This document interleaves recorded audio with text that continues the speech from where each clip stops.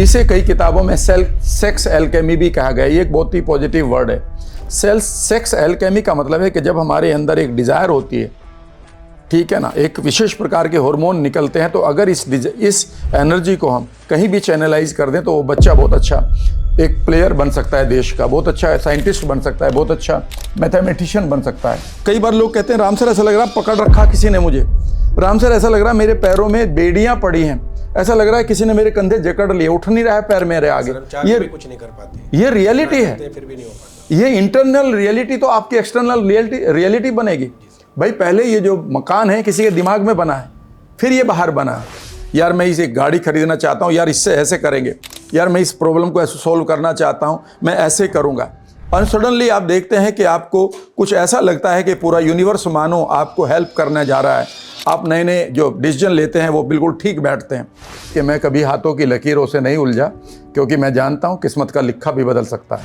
देखिएगा सिंपल सी बात है, हर आदमी को अगर आप खुश रखेंगे दुनिया में तो ये बहुत बड़ी गलती कर रहे हो।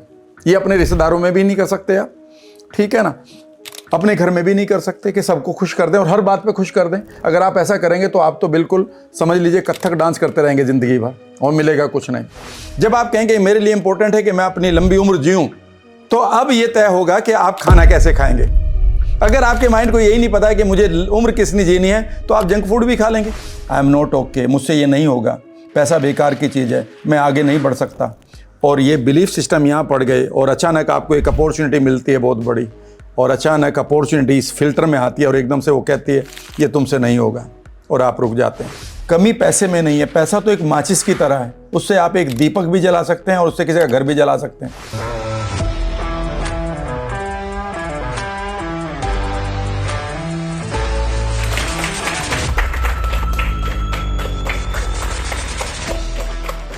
सर मेरा क्वेश्चन ये है आपसे कि difference between love and attraction. देखिए अट्रैक्शन के लिए तो आप कोई कंडीशन रखेंगे कि भाई उसमें उस आदमी की हाइट ये होनी चाहिए, ये उसकी शक्ल होनी चाहिए, ये उसका कॉम्प्लेक्शन होना चाहिए, या फिर उसके पास इतना पैसा होना चाहिए, या फिर उसकी पर्सनालिटी में ऐसी कुछ बातें होनी चाहिए जो थोड़े दिन बाद हो सकता है कि कम होने लगे। लेकिन जब हम प्यार की बात करते हैं तो वहाँ कोई कंडीशन नहीं है, वहाँ पर एक ऐसी फीलिंग है जिसके साथ आप जुड़ते हैं, और वहाँ पर किसी चीज़ के ना होने से या किसी चीज़ के एक्स्ट्रा होने से उस प्यार पर कोई फ़र्क नहीं पड़ता। फॉर एग्ज़ाम्पल एक माँ और बेटा, जो माँ प्यार करती है, ठीक है ना, वो एक आप कह सकते हैं कि वो प्यार है बेसिकली। जब हम ये बात करते हैं कि लव एट फर्स्ट साइट, तो लव एट फर्स्ट साइट का मतलब ये है कि आप उस समय आपने उस किसी आदमी को देखा और किसी चीज़ पर आप फ़िदा हो गए। ज़रूरी नहीं है कि वो जो चीज़ आपने देखी हो वो पूरी तरह से आपके माइंड की प्योरिटी के साथ आई हो सकता है आपके माइंड ने उसे डिस्टोर्ट किया हो, उसमें से कुछ चीज़ों को आप छोड़ दिया हो आपने, या फिर उस समय आप एक पर्टिकुलर लस्ट में या एक पर्टिकुलर भाव में जी रहे हों, उस भाव के अंतर्गत आपने उससे प्यार किया है, तो वो अट्रैक्शन हो सकता है।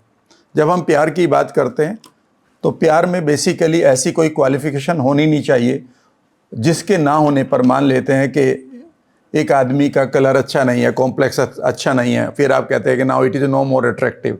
तो ये माँ कभी नहीं कहेगी कि एक माँ से पूछा गया कि आपको क्लास में सबसे खूबसूरत बच्चा कौन सा लगता है, तो उस मदर ने अपने बेटे का ही चेहरा देखा कि मुझे तो सबसे प्यारा यही लगता है।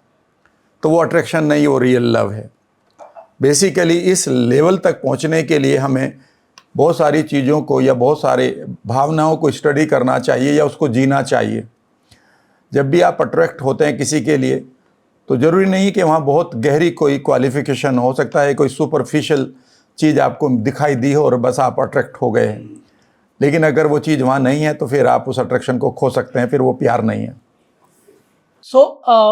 इनके सर बात को मैं आगे लेके चलूँगा। अब अगर कोई बच्चा है जो 18-20 साल का है, अब अभी कुछ केसेस में देख रहा हूँ, इवन फैमिली में ही देख रहा हूँ, कोई 18 साल का है प्यार में पड़ गया, 21 साल में प्यार में पड़ गया, और वो अपने पेरेंट्स के साथ इस प्रकार से जिद में है कि मैं शादी करूंगा तो यही करूंगा, यानी वो उसी अट्रैक्शन को प्यार समझ रहे हैं और जिद कर रहे हैं। तो उन बच्चों के लिए कोई सजेशन, जो बच्चा देख रहा हो जिसकी एज 20 साल या 22 साल हो, वो कैसे आइडेंटिफाई करे कि ये प्योर लव है उसका या अट्रैक्शन है केवल?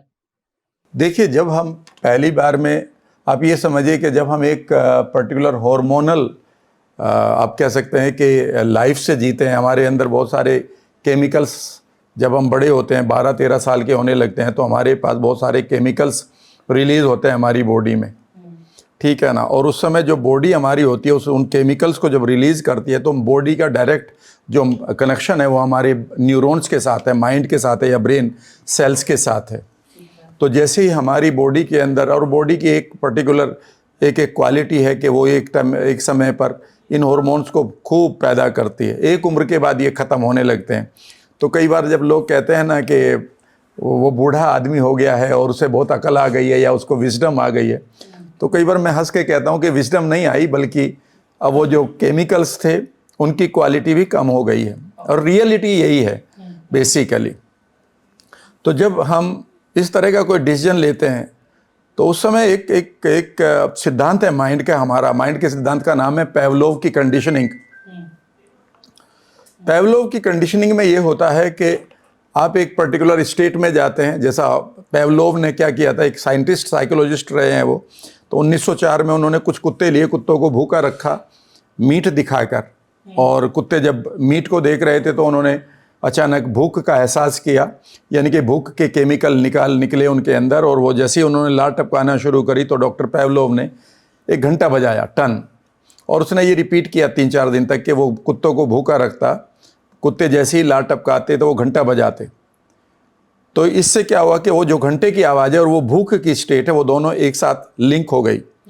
अब क्या होता था कि अगर उन्हें कुत्तों को भूख लगानी होती थी या लार टपकवाना होती थी तो वो अब मीट भी नहीं रखते थे, बस घंटा बजा देते थे। आपके साथ भी होता है कि आप किसी पर्टिकुलर ब्रांड को देखते हैं और अचानक आपको भूख लगने लगती है, रेस्टोरेंट को देखते हैं तो भूख लगने लगती है, ठीक है ना। तो हम इसको ट्रिगरिंग कहते हैं कि भाई उनके अंदर ट्रिगर बन गया या एंकर बन गया।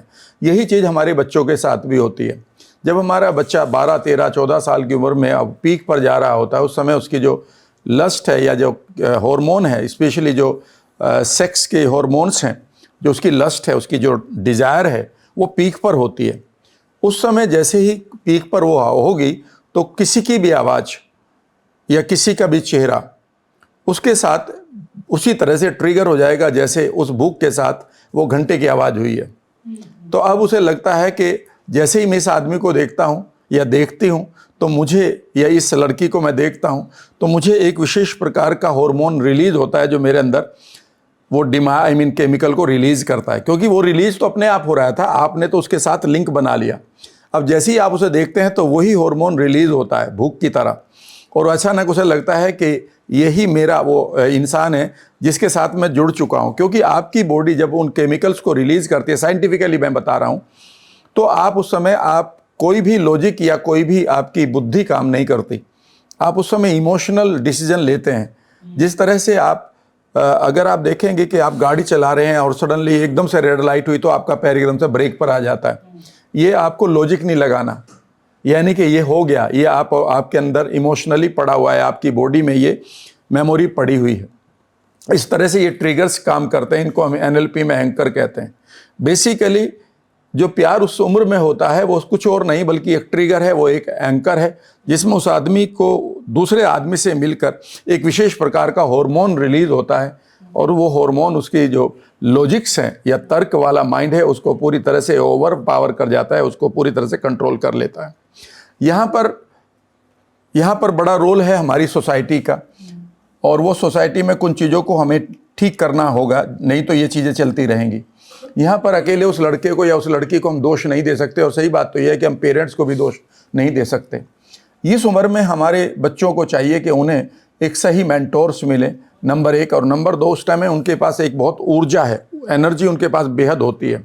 उनके पास जब भी एनर्जी होगी, याद रखिएगा, आदमी के पास किसी के पास भी होगा, जो आम आदमी है उसके पास जैसे ही एनर्जी आएगी ना, पावर आएगी, उसकी जो लॉजिक्स है, उसकी जो बुद्धि है, उसकी जो विजडम है वो ख़त्म हो जाएगी या उसके ऊपर डेंट पड़ जाएगा, यानी कि वो पूरी तरह से कंट्रोल नहीं कर पाएगा। ऐसे में हमारी एजुकेशन सिस्टम को ठीक करना होगा। इसमें मैं सोसाइटी को या सरकार को जिम्मेदार ज़्यादा ठहराऊंगा, पेरेंट्स से भी। उसके लिए चाहिए कि जब बच्चा बड़ा हो रहा है, 12-13 साल की उम्र से हो रहा है, तो उसको ऐसे गुरुकुल दिए जाएं जहाँ पर उसको मेहनत कराई जाए।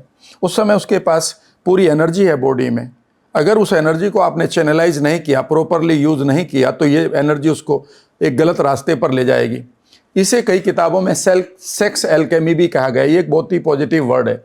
सेक्स एल्केमी का मतलब है कि जब हमारे अंदर एक डिज़ायर होती है, ठीक है ना, एक विशेष प्रकार के हार्मोन निकलते हैं, तो अगर इस एनर्जी को हम कहीं भी चैनलाइज कर दें तो वो बच्चा बहुत अच्छा एक प्लेयर बन सकता है, देश का बहुत अच्छा साइंटिस्ट बन सकता है, बहुत अच्छा मैथमेटिशियन बन सकता है, बहुत अच्छा एथलीट बन सकता है।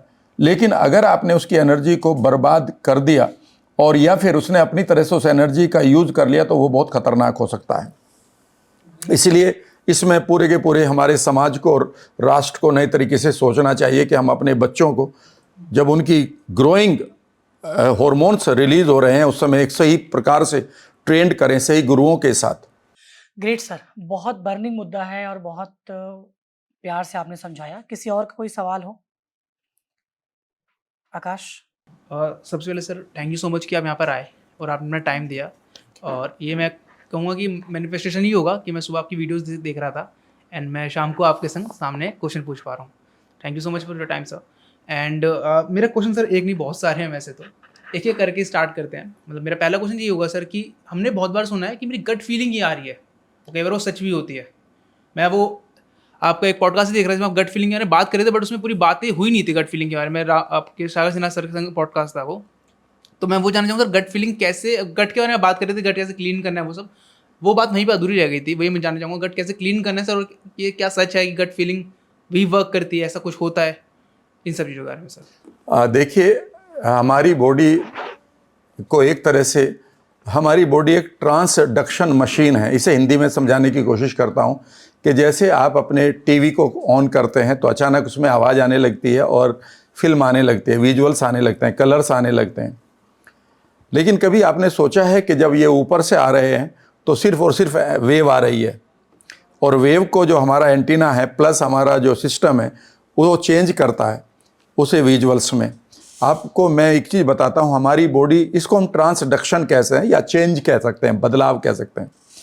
हमारी बॉडी एंड माइंड सबसे बड़ा ट्रांसडक्शन मशीन है। हमारे ट्रांसडक्शन मशीन की ये बात समझिए कि कई बार आज आपको एक चीज़ देखी होगी कि आप किसी को याद करते हैं कि अचानक उसका फ़ोन बजने लगता है। ये सभी के साथ हुआ है। आप किसी को याद करते हैं कि अचानक वो मिल जाता है। आपने कहा कि आप मेरी वीडियो देख रहे थे और देखा कि अचानक मैं आपके सामने खड़ा हूँ। याद रखिएगा, जब भी आप किसी मैसेज को एक इंटेंसिटी के साथ, एक तीव्रता के साथ महसूस करते हैं, किसी भी आइडिया को, किसी भी विचार को, अचानक ऐसा कुछ इस यूनिवर्स में होता है जिसे मैं मिरेकल यूनिवर्स कहता हूँ या चमत्कारों से भरा हुआ ब्रह्मांड कहता हूँ, जिसमें एक सबस्टांस है जिसको हम चमत्कारों का पदार्थ कहते हैं। ये आपकी बात को सुनता है। ये मैं नहीं कह रहा हूँ, ये तो लॉ ऑफ सक्सेस में मैंने 1981 में पढ़ा था। इमीडिएटली आपके थॉट को लेकर ये यूनिवर्स की एनर्जी अचानक उन लोगों तक पहुंचा देती है जो इस थॉट को पूरा करेंगे। मैं थोड़ा सा इसमें एक कहानी के साथ जोड़ना चाहूँगा। 1950 की एक घटना है कि जापान में एक टापू है, टापू के ऊपर कुछ बंदर रहा करते थे और बंदरों के खाने के लिए एक विशेष प्रकार की जाति थी बंदरों की। कई प्रकार के बंदर होते हैं तो आप जानते हैं। और वो उस टापू पर रहते थे और टापू पर रहकर एक फ्रेश फ्रूट को खाते थे। टापू छोटा सा था, टापू का मतलब है सराउंडेड विद वाटर, पानी से घिरा हुआ। अचानक वहाँ साइकोलॉजिस्ट और साइंटिस्ट ने एक एक्सपेरिमेंट किया। वो ये किया कि उन्होंने उन बंदरों के बिहेवियर को चेक करने के लिए उन फलों को हटा दिया कि अब ये कैसे बिहेव करेंगे, और कैमरे ऑन कर दिए। वहाँ पर ज़्यादा अब कुछ खाने के लिए नहीं रहा। तो अचानक देखा कि वहाँ पर एक दिन बीता, 2 दिन बीता, तो एक मदर मंकी अपने बच्चों के साथ चिल्ला रही थी भूख की वजह से। तो एक बच्चा बेबी मंकी उठता है और वो ग्राउंड को खोदने लगता है। खोदते हुए जैसे पता चलता है कि वहाँ पर कुछ आलू हैं या शकरकंद है, मीठे आलू जिनको आप कहते हैं शकरकंद, स्वीट पोटैटो। और अचानक उसने देखा कि ये इसको खाया जा सकता है, तो उसने शकरकंद को निकाला और शकरकंद को देखा तो वो मिट्टी में सने हुए थे। और अब उस बच्चे ने क्या किया, बेबी मंकी ने, कि उसे पानी तक ले गया और उसने उसको धोना शुरू किया और खाना शुरू किया। और उसे लगा कि ये खाया जा सकता है, तो उसने सभी भाइयों बहनों को अपने या बाकी बंदरों को बताया इस बात के लिए। और देखते देखते पूरे 2 दिन के अंदर सभी बंदरों ने उन आलुओं को खोदना शुरू कर दिया और खाना शुरू कर दिया। यहाँ पर कोई बहुत बड़ी बात नहीं थी। आप कहेंगे बंदर नकलची होते हैं। ध्यान से सुनिएगा एक बात को।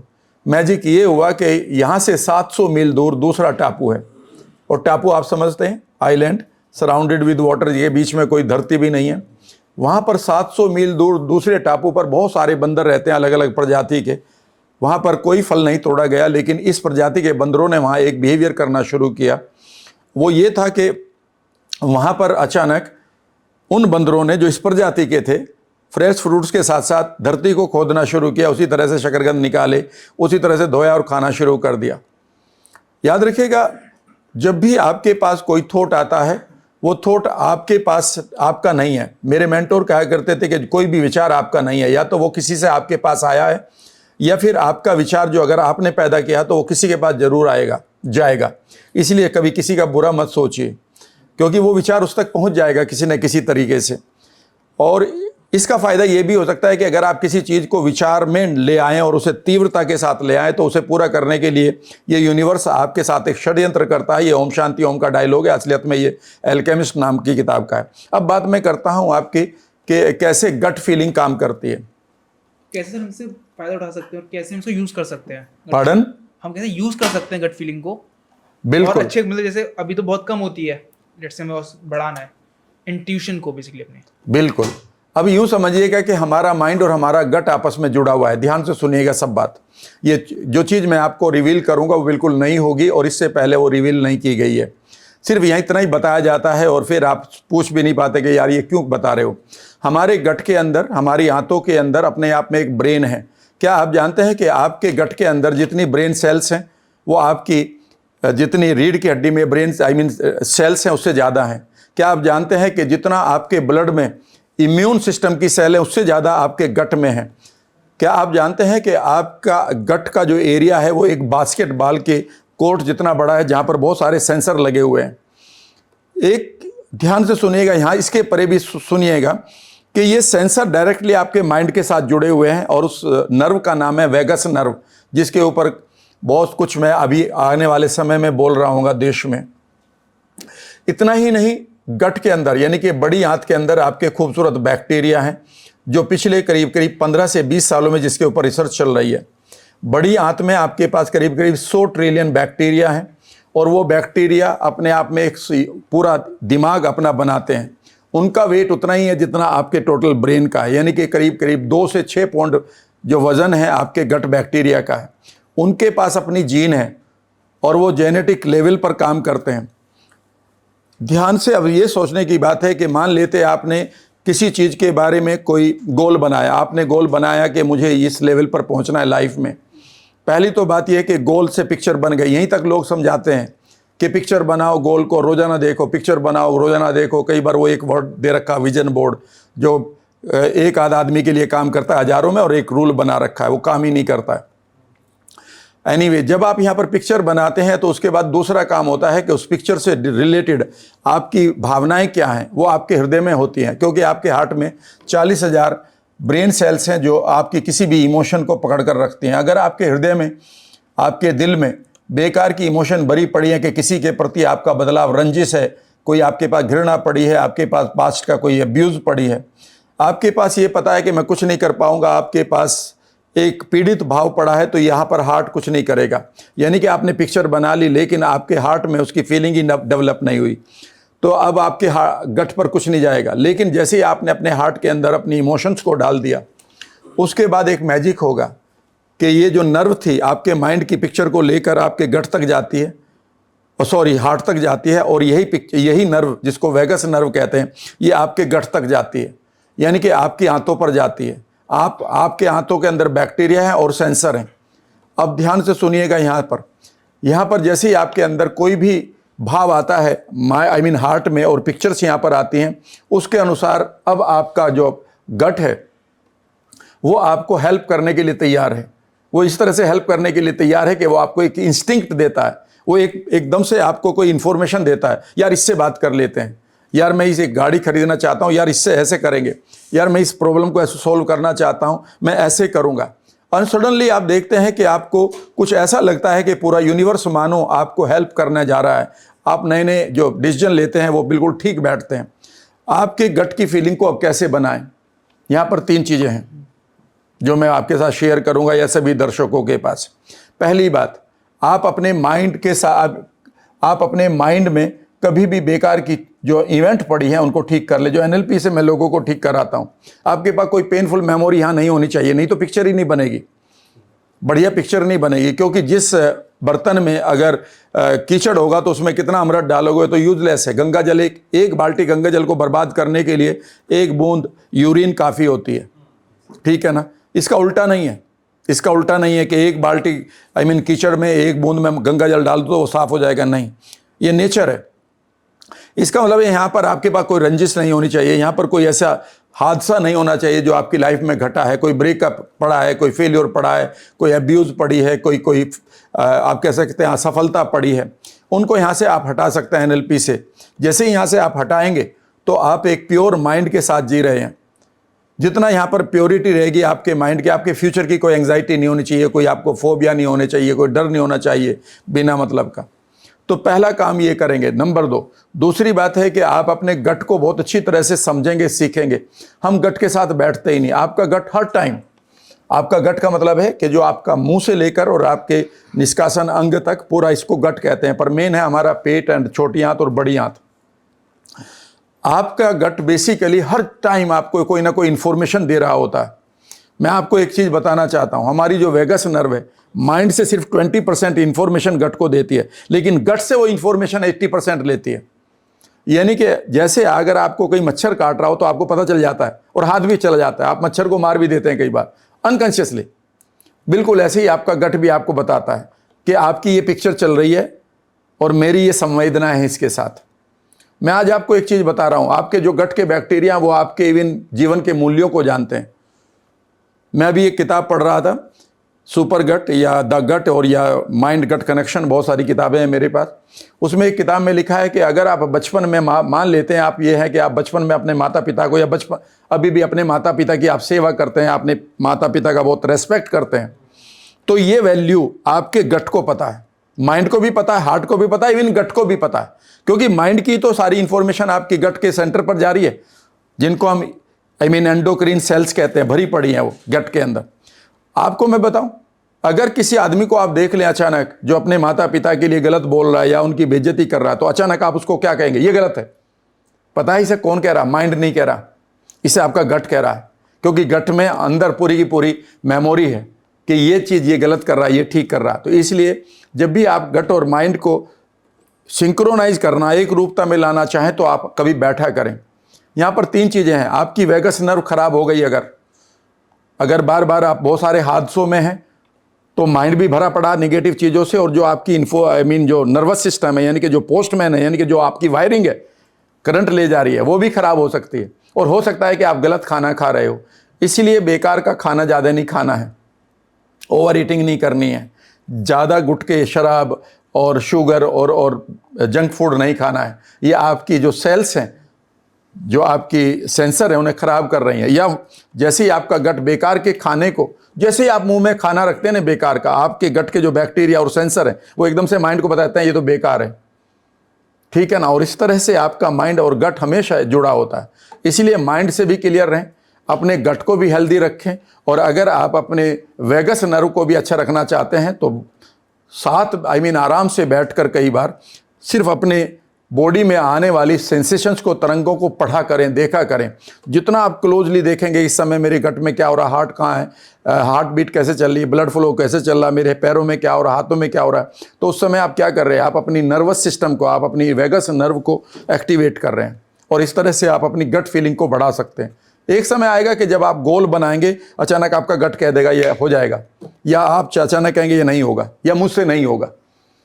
इतना आप मैजिकल मोमेंट कर देंगे। एक चीज़ और भी बता रहा हूँ, जितने लोग मोटे हो रहे हैं वो अपने मोटापे को इसलिए ठीक कर सकते हैं कि अगर आप मान लेते हैं आपने खाना खाया और खाना आपके पेट में गया, और आपके पेट की सेंसर सेल्स ने बता दिया कि खाना गलत है या काफ़ी हो गया और मत खाओ, लेकिन ये इंफॉर्मेशन आपके माइंड को नहीं पहुंच रही, क्योंकि आपकी वेगस नर्व बर्बाद हुई पड़ी है।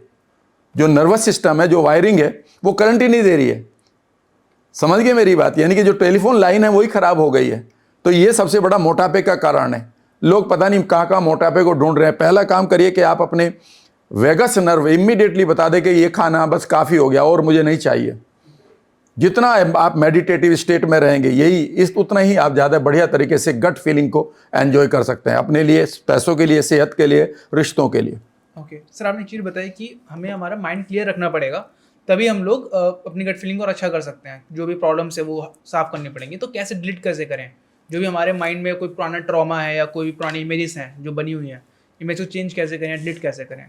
अब वो बेसिकली पूरी की पूरी एक वर्कशॉप ही हो जाएगी फिर। अगर आप चाहें तो आप अपने पास्ट को कभी भी रिपेयर कर सकते हैं। हमारे माइंड के पास जो भी मेमोरी पड़ी होती है वो 3 तरह से पड़ी होती है यूजुअली। उसमें कुछ विजुअल्स होते हैं। अगर कोई भी घटना आप बताएंगे तो आप बताएंगे वो मेरे पीछे दौड़ा था, उसने फिर ये बोला था, फिर उसने ये किया था, उसने मुझे पकड़ा था, मैं वहाँ से दौड़ रहा था। तो आप देखेंगे इसमें मूवमेंट आ रहा है, उसमें विजुअल्स आ रहे हैं, उसमें साउंड आ रही है, जिसका आप जिसको आप डर कह सकते हैं या एक पेन कह सकते हैं, दर्द कह सकते हैं। तो जब भी कोई मेमोरी आपके पास पड़ी है उसमें 3 चीज़ें आपको मिलेगी। नंबर 1, उसमें कोई ना कोई विजुअल मिलेगा, ठीक है ना, विजुअल में भी कलर्स मिलेंगे। दूसरा ये है कि उसमें कोई ना कोई साउंड होगी और उसमें कोई ना कोई फीलिंग होगी, यानी कि कोई ना सेंसेशन होगी। याद रखिएगा, आप इन तीनों को पूरी तरह से NLP से ठीक कर सकते हैं, या NLP 2.0 मैं लेकर आया हूँ।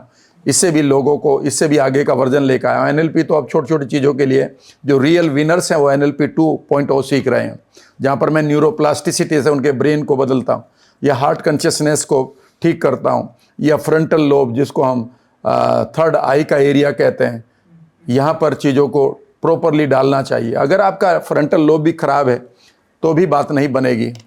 तो ये सब चीज़ें NLP से हो सकती हैं। मतलब कोई इंसान घर पे बैठ कर ट्राई कर सकता है सर, कोई अपनी अगर पुराना ट्रॉमा है उसको क्लियर करने का कोई ट्रिक्स हो, कुछ तरीके कर सकता है। कई बार मैं सिर्फ ये कहता हूँ कि जो ट्रॉमा आपके पास है सिर्फ उसमें से एक क्वालिटी हटा के देखो, कि उस इमेज को इमेजिन करो कि वो नज़दीक आपको दिखाई दे रही है, और वो इमेजिन करो कि आपके सामने 4-5। जैसे सर मैं एक एग्जांपल लेता हूँ, थोड़ा सबको समझने में आसान होगा। लेट्स से भी कि हमें कोई एक टारगेट मिला हो कि आपको इस मंथ इतने लाख की सेल करनी है, लेट भी हम वो नहीं कर पाए हो बहुत ज़्यादा मेहनत करने के बाद भी। अब जब हम नेक्स्ट टाइम उस चीज़ के लिए ट्राई कर रहे हैं तो वही चीज़ में दोबारा दिमाग में आ जाती है कि यार पिछली बार क्या था, हार गए थे। तो उस चीज़ को कैसे रिमूव करें, क्योंकि वो हार दिमाग में पहले है। एग्जैक्टली हर टाइम हम इसी रेफरेंस को तो जीते हैं। इसीलिए मैं कहा करता हूँ अक्सर कि references are the fabrics of your life. आपके जीवन के जो अनुभव हैं पास्ट के, वही तो आपका फ्यूचर क्रिएट कर रहे हैं हर टाइम। मान लेते हैं एक जगह मैं बार बार कहीं फेल हो रहा हूँ, तो जैसे ही मुझे वो नया गोल मिलेगा तो एकदम से मेरे अंदर एक ही भाव आएगा, यार ये भी नहीं होगा। तो आप सबसे पहली बात ये करें कि इससे पहले कि वो NLP से ठीक करें, वो तो एक टेक्निकल वर्कशॉप हो जाएगी, लेकिन आप वहाँ पर कुछ चीज़ों को कर सकते हैं। पहली, एकदम से जब भी आपके पास कोई भी फेलियर आया है तो आप उसमें से उसे फेलियर का नाम ना दें। लोग कहेंगे फीडबैक का दे लो, ठीक है ना, उससे नाम देने से कुछ नहीं होगा। आप एक प्रोसेस से गुजरें। पहली चीज़ है कि एक अंगूठा याद रखेंगे, 5 उंगली दे रहा हूँ, ठीक है ना। मान लेते हैं मैं कहीं फेल हुआ हूँ, मुझे या कोई धोखा हुआ है या मेरे साथ कोई हादसा हुआ है, तो पहली चीज़ मैं एकदम से इस अंगूठे पर बात करूँगा कि मैं इस घटना से क्या सीख सकता हूँ। सो हर एक घटना में पेन नहीं होता। पेन जैसे ही अगर पेन ले रहे हैं तो अगर जैसा उसमें से आप लर्निंग लेंगे तो इमीडिएटली आपका पेन घटना शुरू हो जाएगा उसी वक्त। आप कभी भी देखिएगा तो हमेशा एक सवाल लिया करें कि ये जो घटना मेरे साथ घटी है, कुछ भी घटा है, ब्रेकअप हुआ है, किसी ने आपको धोखा दिया है, आपका जॉब गया है, आपको नुकसान किसी ने करा है, अचानक आपको कर्ज में फंस गए आप, तो पहली चीज़ ये कि मैं इससे क्या लर्न कर सकता हूँ, और उसे लिखना होगा। जैसे ही आप लिखना शुरू कर देते हैं, व्हेन यू थिंक एनीथिंग, और जैसे उसको इंक करते हैं यानी कि लिखना शुरू करते हैं, तो आप एक नए तरीके से माइंड का सेटअप या माइंडसेट बनना शुरू हो जाता है कि मैं इससे क्या क्या लर्न कर सकता हूँ। मैं ये लर्न कर सकता हूँ कि मुझे यहाँ पर ये चीज़ें सीखनी चाहिए थी, ये मेरी पहली लर्निंग है, यहाँ से अब मैं इसको ये सीखूंगा, यहाँ पर मैं इस पर्सनालिटी को ऐसे ठीक करूँगा, मुझे अपनी कम्युनिकेशन स्किल ऐसे ठीक करनी है, मुझे लोगों की या ह्यूमन स्किल्स को ऐसे ठीक करना है। दूसरी चीज़ ये है कि इस उंगली पर आइए आप, ये तो है what can I learn from it, मैं इससे क्या सीख सकता हूँ। दूसरी लर्निंग लो कि इसमें अभी भी क्या इम्परफेक्ट है। कोई भी किला ऐसा नहीं है जिसे जीता नहीं गया, कोई ना कोई दरवाज़ा, कोई ना कोई दीवार, कोई ना कोई दीप, उसकी ईंट कमज़ोर रही है। जब जीवन में कुछ भी परफेक्ट नहीं है तो ये घटना भी परफेक्ट नहीं है जो मेरे साथ घटी है। समझ गया मेरी बात? तो यहाँ से एक बिलीफ क्रिएट आएगा कि हाँ, इसमें सब कुछ परफेक्ट नहीं है, इसमें अभी भी मैं कुछ चीज़ें ठीक कर सकता हूँ। तो immediately what is still imperfect in it, इसमें अभी भी क्या इम्परफेक्ट है, यानी कि जो पूरी तरह से परफेक्ट नहीं है, उसे ढूंढना होगा। और तीसरा अब काम आएगा कि जब ये दोनों काम करें तो इस बड़ी उंगली पर आएँ और एकदम से एक लिस्ट बनाएं, what can I do now, अब मुझे क्या क्या करना चाहिए ताकि मैं पुराने पेन को भी ठीक कर लूँ और फ्यूचर में आगे बढ़ने के लिए काम करूँ। तो आपको मैं एक चीज़ बता रहा हूँ, जब भी आप लिखना शुरू करें तो उसमें कई बार लोग क्या करते हैं, जी मैं सोच लेता हूँ, गलत, ख़त्म कर दिया आपने। आपको पेन लेकर बैठना है और आपको कम से कम 30 ऑप्शन लिखने हैं, 30 ऑप्शन, और 30 ऑप्शन तक आप उठेंगे नहीं। मैं आपको एक मैजिक बता रहा हूँ। मैं एक बहुत कई बार एक सिचुएशन में फंसा हुआ था। इट वाज 2003, ठीक है ना, और उस समय मैं एक फाइनेंशियल क्राइसिस में था और मैं एक शादी में गया हुआ था। तो वो मेरे स्टूडेंट की शादी थी। तो उन्होंने कहा राम सर आप मेरे रूम में आप आराम कर लें क्योंकि यहाँ तो नाच गाना चलेगा, आप और वहाँ किताबें हैं और आपको किताब पढ़ने का शौक़ है। तो अचानक मैंने ऐसी किताब उठा ली, तो लकीली शायद मैंने उसे मैनिफेस्ट किया था। तो उसमें लिखा था कि इस समय हो सकता है कि आप किसी परेशानी से गुजर रहे हो और आप एक काम करें, कोई एक पेन लें और पेपर लें और उसके समाधान लिखना शुरू करें और आप 30 समाधान मिनिमम लिखेंगे। 30 समाधान में आप चोरी नहीं करेंगे, डाका नहीं डालेंगे, मर्डर नहीं करेंगे, ठीक है ना, और कोशिश करेंगे कि आप 30 से पहले नहीं रुकेंगे। जब तक आप 30 नहीं करेंगे आप पेन से छोड़ेंगे नहीं, and something magical will happen. अब मेरे पास टाइम था, मैंने लिखना शुरू कर दिया, मैं ये भी कर सकता हूँ, मैं ये भी कर सकता हूँ। और उसने कहा कोई एनी वाइल्ड आइडिया एक्सेप्ट कि आप किसी को धोखा नहीं देंगे, किसी को, ठीक है ना। तो मैंने उसमें यहाँ तक भी लिखा कि भाई अगर ठीक नहीं हो तो मैं एक नई स्किल सीख लूँगा, मैं एक ठेला भी लगा सकता हूँ, मैं एक बढ़िया प्रोडक्ट भी देता, मैं एक किताब भी पढ़ सकता हूँ, मैं किताब लिख भी सकता हूँ, मैं अपनी अंग्रेजी को और अच्छा कर सकता हूँ, मैं एक नई भाषा सीख सकता हूँ। मैंने सब कुछ लिखना शुरू किया और उसने जब 30 हो गए तो मुझे नींद बहुत बढ़िया आई। और जो उसमें लिखा था, ये लिखा था कि and within 1 week you will get some news. And आप यकीन नहीं करेंगे, अभी एक पूरा हफ्ता भी नहीं हुआ था, आई गोट एडवर्टीजमेंट। एक एडवर्टीजमेंट अचानक मुझे दिखाई दिया। वो एडवर्टीजमेंट पहले भी चल रहा था पर पहले मेरे दिमाग ने नहीं देखा था। याद रखिएगा, जब आप अपनी ऑप्शंस को लिखना शुरू करते हैं तो आपका माइंड, हमारे माइंड के अंदर एक एरिया होता है, माइंड के अंदर, ब्रेन के अंदर, उसको हम रेटिकुलर एक्टिवेटिंग सिस्टम कहते हैं। जिस चीज़ को आप बार बार विजुअलाइज करते हैं तो आपका जो रेटिकुलर एक्टिवेटिंग सिस्टम है अचानक उन्हीं जगह पर आपकी आंखों को या कानों को फोकस कर देता है, ठीक है ना। इसे हम लॉ ऑफ अट्रैक्शन या लॉ ऑफ फोकस भी कहते हैं। एंड आई गोट एडवर्टीजमेंट और मैंने उसको फ़ोन किया and I started a new career. वहीं से मुझे बहुत सारे फ़ायदे मिले अपनी लाइफ को बेहतर बनाने के लिए। इस उंगली के बाद आपकी चौथी उंगली है ये, और वो ये कह रही है कि मैंने क्या क्या किया, 30 ऑप्शन लिखे और मुझे अब क्या क्या नहीं करना है, क्योंकि आप पिछले फेलियर से क्या सीखा है। अगर वही अब करेंगे तो वही गड़बड़ होगी ना। पहली बार अगर आपको इसलिए कॉमन कोल्ड हुआ है कि आपने ठंडा पिया है ज़्यादा, तो इस बार ठंडा बचना है, यही डॉक्टर भी कहता है। तो आपको ये भी लिस्ट बनानी है कि क्या क्या नहीं करना है। और अब जब दोनों की बात आ गई है कि क्या करना है और क्या नहीं करना है, फिर आपको इसको एन्जॉय करना है। ये 5वीं उंगली है कि नाउ एन्जॉय इट। अगर आपने एन्जॉय नहीं किया तो इस प्रोसेस को आप छोड़ देंगे एंड सडनली आप पाएंगे कि आप एक नए लेवल पर आ गए हैं। लाइफ में कुछ भी नहीं करना, हर रोज़ आपको अपने एक नए लेवल पर आना है। जो फेलियर था वो यहाँ पर था और लेकिन आप यहाँ हैं। लेकिन अगर आप यहीं पर रहकर उसको रिजोल्व करेंगे तो आप तो उसी जगह पर हैं, ठीक है ना। तो हर रोज़ अपनी सोच को बेहतर बनाने के लिए ये मॉडल आप ले सकते हैं, जिसको मैं बड़ा लाइक करता हूँ। नहीं, घर बैठ के आपका जो भी ट्रॉमा वगैरह कुछ हद तक, काफ़ी हद तक कम हो जाएगा और कुछ अच्छी चीज़ आप नहीं सीख जाओगे। करके देखिएगा। एंड सर, जो आपने बताया कि प्रॉपर आप जब सेशंस करते हो तो लगभग कितने दिन के सेशन रहते हैं? सेशंस, हाँ, लेट इट भी किसी को अपनी डिलीटी करवानी है यूजिंग द एनएलपी। देखिए मेरी जो वर्कशॉप है वो ऑलमोस्ट हर महीने 7 तारीख को शुरू होती है और 21 को समाप्त होती है। 15 दिन का ये कोर्स होता है। रात को 8:15 बजे शुरू होती है और 11:45 बजे तक 2.5 घंटे का सेशन चलता है। और इसमें मैं एनएलपी के साथ साथ न्यूरोप्लास्टिसिटी पढ़ाता हूँ। न्यूरोप्लास्टिसिटी एक 21st सेंचुरी की न्यूरो साइंस है। उसके बाद मैं फ्रंटल लोब का एक्टिवेशन पढ़ाता हूँ कि अपनी किसी भी इमेज को कैसे यहाँ पर प्लांट करें। उसके बाद मैं हार्ट कोहेरेंस पढ़ाता हूँ कि कोई भी पिक्चर यहाँ बन गई लेकिन अगर वो आपके हार्ट ने उसे एक्सेप्ट नहीं किया तो आप, बहुत सारे लोग गोल बनाते हैं, आप देखेंगे 1 जनवरी को गोल बनाते हैं, 15 जनवरी तक जिस डायरी में गोल बनाए थे, लक्ष्य लिखे थे, वो सारी डायरी खो जाती है क्योंकि उसके लिए कोई इंटेंसिटी नहीं। उसके साथ मैं हिप्नोसिस सिखाता हूँ, हिप्नोटिक सेशंस देता हूँ रोज़ाना और मैं लोगों को हिप्नोटाइज करके, यानी कि उनको हिप्नोसिस ट्रांस में ले जाकर उनके माइंड की प्रोग्रामिंग करता हूँ, जो दिन भर उन्होंने 2.5 घंटों में सीखा है। ये एक विशेष प्रोग्राम होता है। उसके अलावा मैं गट के ऊपर बहुत कुछ बोलता हूँ कि अगर आपने ठीक और आगे बढ़ना है तो आपको माइंड और गट को एक साथ रखना होगा, क्योंकि अगर आपका गट खराब है तो भी आपका माइंड खराब रहेगा, ठीक है ना। इसलिए जो मेरा सेशन है वो बिल्कुल डिफरेंट है दूसरों से। तो अभी फिजिकल कर रहे हैं सर, वर्चुअल कर रहे हैं? मेरी जितनी भी ट्रेनिंग है वो ऑनलाइन है। उसका फ़ायदा ये रहता है कि मैं लोगों के साथ ज़्यादा देर तक जुड़ सकता हूँ। हर रोज़ मैं उनके क्वेश्चन लेता हूँ, सेशन के बाद, सेशन के पहले उन क्वेश्चंस का आंसर करके भी मैं उनको लिए बोनस में डाल देता हूँ, ताकि वो आंसर्स हमेशा ज़िंदगी भर उनके साथ रहें। मेरा नंबर सबके पास होता है पहले ही दिन, so that they can send me the questions. और मैं हमेशा लोगों को मोटिवेट करता हूँ कि वो मेरे सवालों, मुझसे ज़्यादा से ज़्यादा सवाल पूछे, और मेरा नंबर हमेशा उनके पास रहता है। Okay, nice sir. And one more thing sir, अगर किसी को अपना करियर चूज करना है तो वो कैसे चूज कर सकते हैं जब उनके पास कोई विजन नहीं है, जब उनको कुछ नहीं पता कि अब लाइक इस टाइम ब्लैंक है बिल्कुल, वो जॉब कर रहे हैं, वो हैं ऑलरेडी बट अब उनको स्विच करना है, बट नहीं पता कहाँ स्विच करना है, तो जहाँ वहाँ उनको महसूस हो रहा है कि ये जगह मेरे लिए नहीं बनी है या मैं इस चीज़ के लिए नहीं बना हूँ। यहाँ पर बहुत सारे लोग आपको ये बताएंगे कि आपने इंटरनल वर्ल्ड को झांको, तुम क्या बेस्ट कर सकते हो।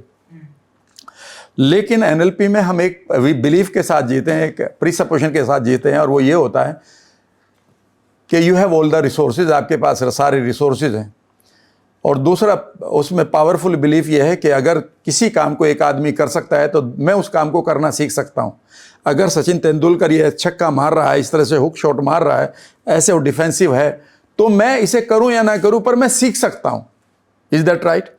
अब सवाल ये है कि आप अपने पहले तो लिमिटिंग बिलीफ को छोड़ दो कि मैं क्या कर सकता हूँ, क्या नहीं कर सकता हूँ। आप ये देखिएगा कि व्हाट आई कैन डू, इस पर आप ज़्यादा ध्यान ना दें, व्हाट शुड बी डन इस पर ध्यान दें। जीवन में व्हाट आई वांट पर लोग रहते हैं, मुझे ये चाहिए, मुझे ये चाहिए, मुझे ये चाहिए। या भाई आपको तो ये भी चाहिए कि आप दिल्ली का जो चांदनी चौक एरिया है जहाँ पर बहुत सारी भीड़ है, मैं वहाँ पर चाहता हूँ कि मैं 300 की स्पीड से गाड़ी चलाऊँ, नहीं चलाएंगे ना। तो what you want is not meaningless. जब आप एक सोशल आदमी हैं, जब आप एक फैमिली के बच्चे हैं, तो what I want it is just meaningless. ये आपके ये शो कर रहा है कि या तो अभी आप बच्चे हैं या टीनेज हैं, अभी आप एडल्ट नहीं हुए सोच में। सच बात तो ये है कि व्हाट शुड बी डन और व्हाट इज नीडेड, ये मोर इम्पोर्टेंट है कि क्या होना चाहिए। Got my point? For example, आप ये कह रहे कि नहीं नहीं मैं तो बेसिकली इस काम को बढ़िया कर सकता हूँ, ठीक है, हो सकता है उसमें पैसा ना हो। टू बी वेरी फ्रैंक, एक हार्ट स्पेशलिस्ट 25 लाख रुपए रोजाना कमा सकता है या कमा रहा है, और एक जो कारपेंटर, एक प्लम्बर, वो 250 रुपये या 1000 रुपये रोजाना कमा रहा है। सवाल ये है कि आप अपनी पोटेंशियल को किस लेवल पर ले जाना चाहते हैं। आप कोई भी काम सीख सकते हैं, within 6 month to 1 year आप किसी भी चीज़ के स्पेशलिस्ट बन सकते हैं, मैं ये मानता हूँ, और मैंने बहुत सारे लोगों को देखा भी है। तो सवाल ये है कि व्हाट शुड बी डन, ये मोर इम्पोर्टेंट है, ये नहीं कि मेरी विम्स क्या हैं।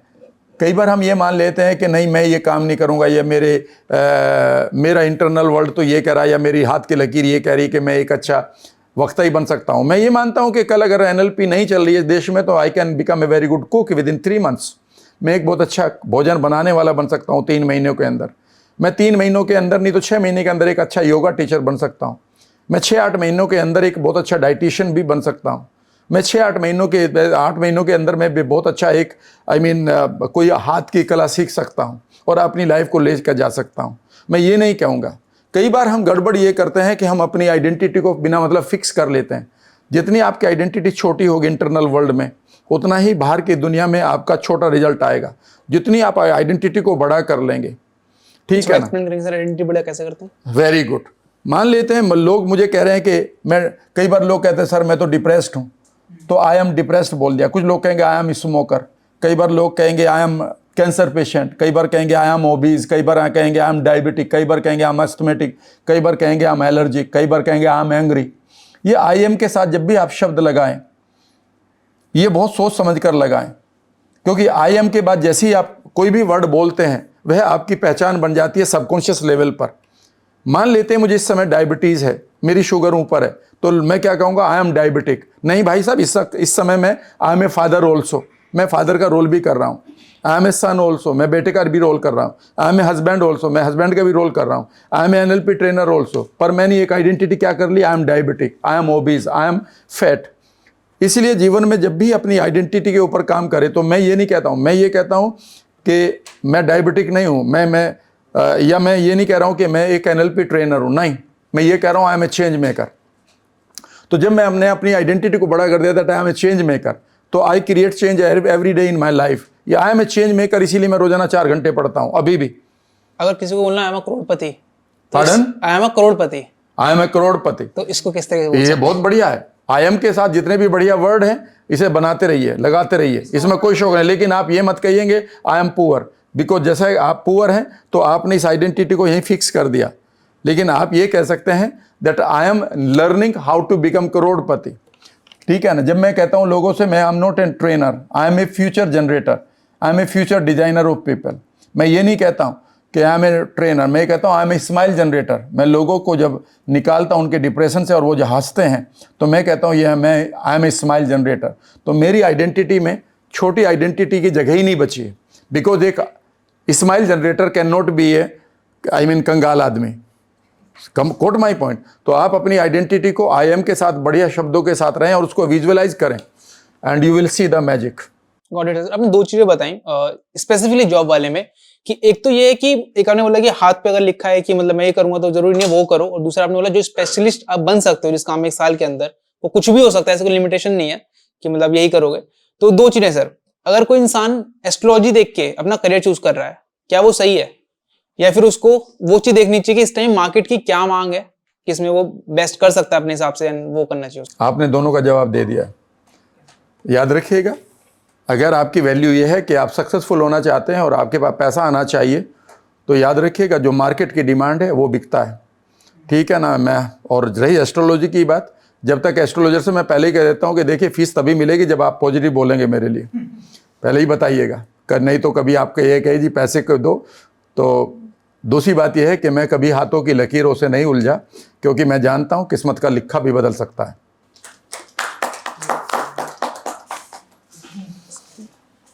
नमस्ते सर, मैं संदीप धीवर। मेरा क्वेश्चन ये था आपसे कि लाइफ में हम लोग काफ़ी चीज़ें करते हैं, ठीक है। उसमें मेरा सबसे बड़ा क्वेश्चन ये रहा है कि जैसे हम काफ़ी चीज़ों को करते आए हैं, तो उसमें प्रॉब्लम ये हो जाती है कि हम पास्ट को भूल नहीं पाते कभी कभी, और कुछ नया करने के चक्कर में हम उसमें भी अपनी चीज़ों को गड़बड़ कर देते हैं। ये मेरा क्वेश्चन था, तो उसको कैसे सही किया जाए? Very good. याद रखिएगा, बैठिएगा प्लीज़। Thank you sir. बहुत इम्पोर्टेंट है और ये सवाल का जवाब पूरी एक मेरे अंदर से कहानी खोलता है।